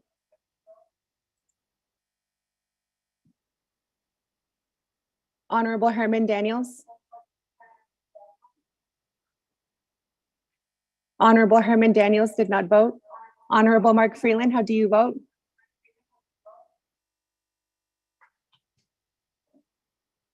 Honorable Mark Freeland. Honorable Mark Freeland did not vote. Honorable Pernell Halona, how do you vote? Votes red. Honorable Pernell Halona votes red. Honorable Jamie Henio, how do you vote? Green votes green. Honorable Jamie Henio votes green. Honorable Vince James, how do you vote? Delegate Jam votes red. Honorable Vince James votes red. Honorable Rick Nez, how do you vote? Delegate Rick Nez votes green. Honorable Rick Nez votes green. Honorable Carl Slater votes green. Honorable Raymond Smith Jr., how do you vote? Green. Honorable Raymond Smith Jr. votes green. Honorable Wilson Stewart Jr., how do you vote? Green. Honorable Wilson Stewart Jr. votes green. Honorable Charlene So, how do you vote?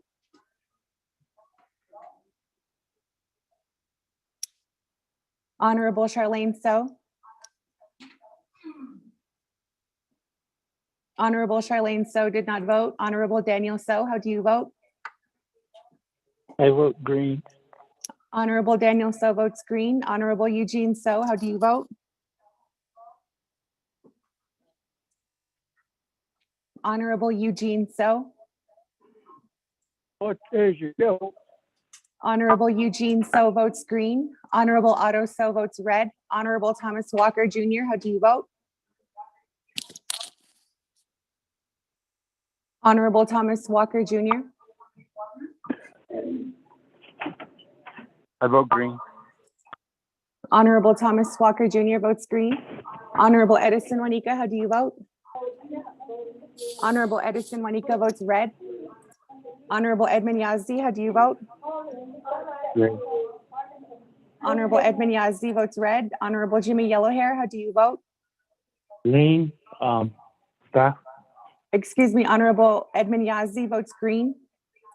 Thank you. Honorable Jimmy Yellowhair, how do you vote? Honorable Jimmy Yellowhair. Honorable Jimmy Yellowhair. Delegate Yellowhead votes red. Thank you. Honorable Jimmy Yellowhair votes red. Going back up, Honorable Key Allen Begay Jr., how do you vote?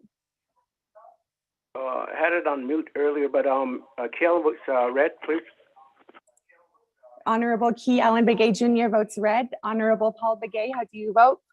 Honorable Paul Begay votes red. Honorable Amber Kanaz Bakrati, how do you vote? Honorable Amber Kanaz Bakrati votes green via text. Honorable Herman Daniels, how do you vote? I vote green. Honorable Herman Daniels votes green. Honorable Mark Freeland. Honorable Mark Freeland votes red. Honorable Charlene So, how do you vote? I vote red. Honorable Charlene So votes red. With that, Pro Tem Madam Chair Speaker, you have 13 delegates who voted in favor, 9 delegates who oppose, with Pro Tem Speaker Madam Chair Newton not voting. Vote red, Eugene.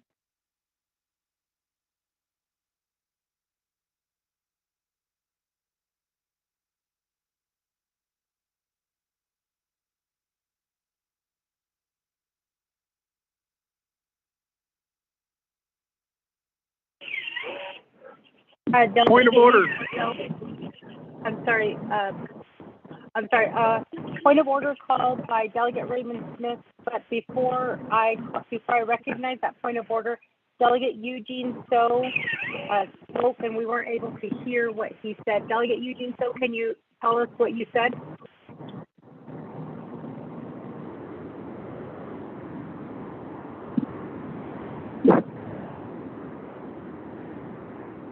Delegate Eugene So.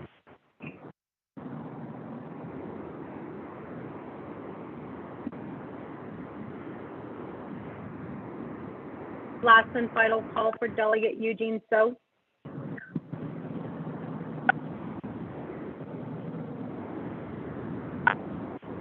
Okay, not hearing anything from Delegate Eugene So. I'm going to go.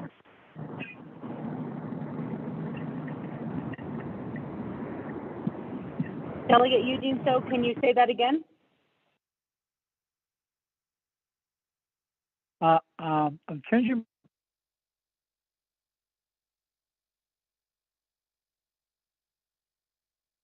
If I'm in order,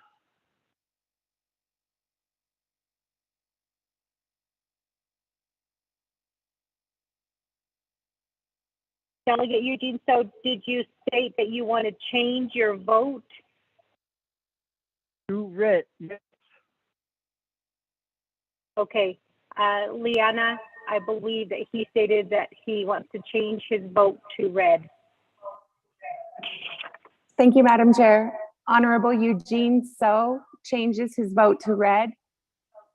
That changes the vote tally to 12 delegates in favor, 10 delegates who oppose, with Pro Tem Speaker Madam Chair Newton not voting. Thank you for that. So with that, point of order was called. Point of order, Delegate Raymond Smith, what is your point of order? My point of order is, thank you, Pro Temp Chair. My point of order is, did I hear that one of the delegates is not voting? Is that what I heard earlier? It refuses to vote. I think that delegate is on the floor. And if that's the case, that delegate should vote. And that is the order. I remember that was one of the rules that we used to have, or we still have. That's my point of order. Thank you for that, Delegate Raymond Smith. I believe that the statement that was made is that Speaker Seth Damon has recused himself from voting. I believe that the reason is that this could be seen as a conflict of interest, and that is the reason why he recused himself. But I can go ahead and turn the floor over to Speaker Damon to explain himself at this time and the reason why he recused himself from voting. Speaker Damon? Thank you very much. At the recommendation, I did speak with Office Legislative Counsel again and said, even though I can vote, Office Legislative Counsel recommends that I recuse myself to avoid any appearance of conflict of interest at this time. That's the reason why I'm recusing myself.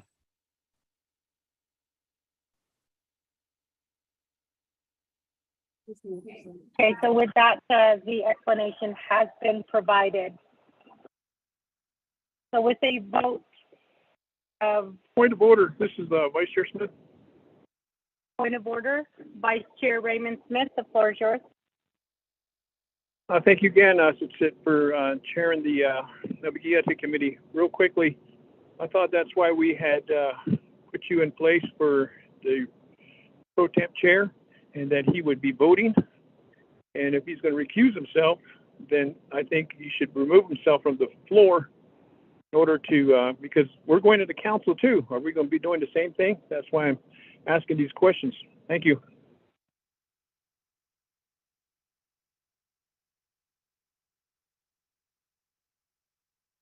Vice Chair, as Speaker Damon stated on the record, he was advised to recuse himself from voting, as this amendment actually appoints a new person to be Speaker Pro Tem, and he was advised not to vote, to recuse himself.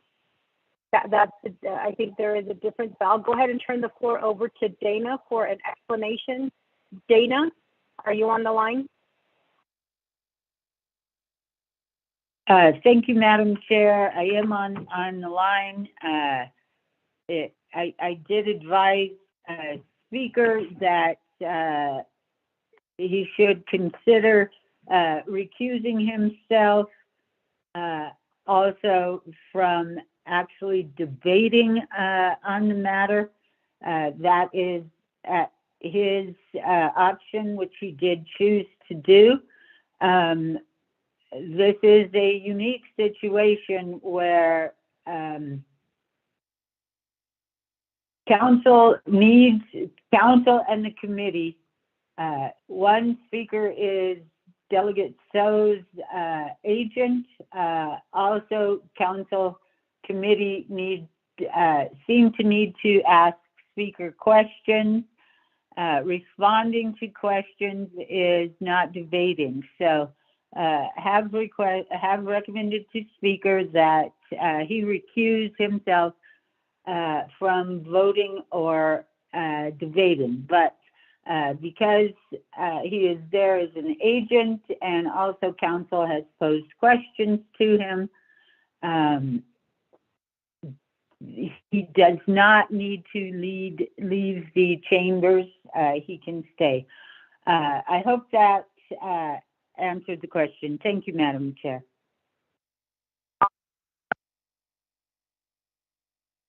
Thank you for that, Ms. Bobroff.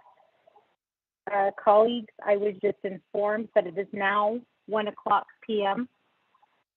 And so what happens at this point, as I've been advised, is that the amendments do not carry over. The legislation does carry over to council. So, Mr. Rico, is there anything further that I need to add at this time? Thank you, Madam Chair. No, you covered it. The amendments will not carry over. I will do a committee report that indicates that the time expired for Naa'bik'iyati, and that committee report will be signed by you. And once we forward it out to the 24th Council, we can start with Navajo Nation Council. Madam Chair. Thank you for that. So with that, committee members, the time has expired for Naa'bik'iyati. I believe that we can get off the line because they got to reset the equipment for council. And I'm being told at this time that it'll take about 5 minutes to reset. So at this time, committee members, you have the option of staying on the line or you can hang up. We'll go ahead and take a 10-minute recess at this time to allow IT staff to switch the equipment over. 10-minute recess. Forward.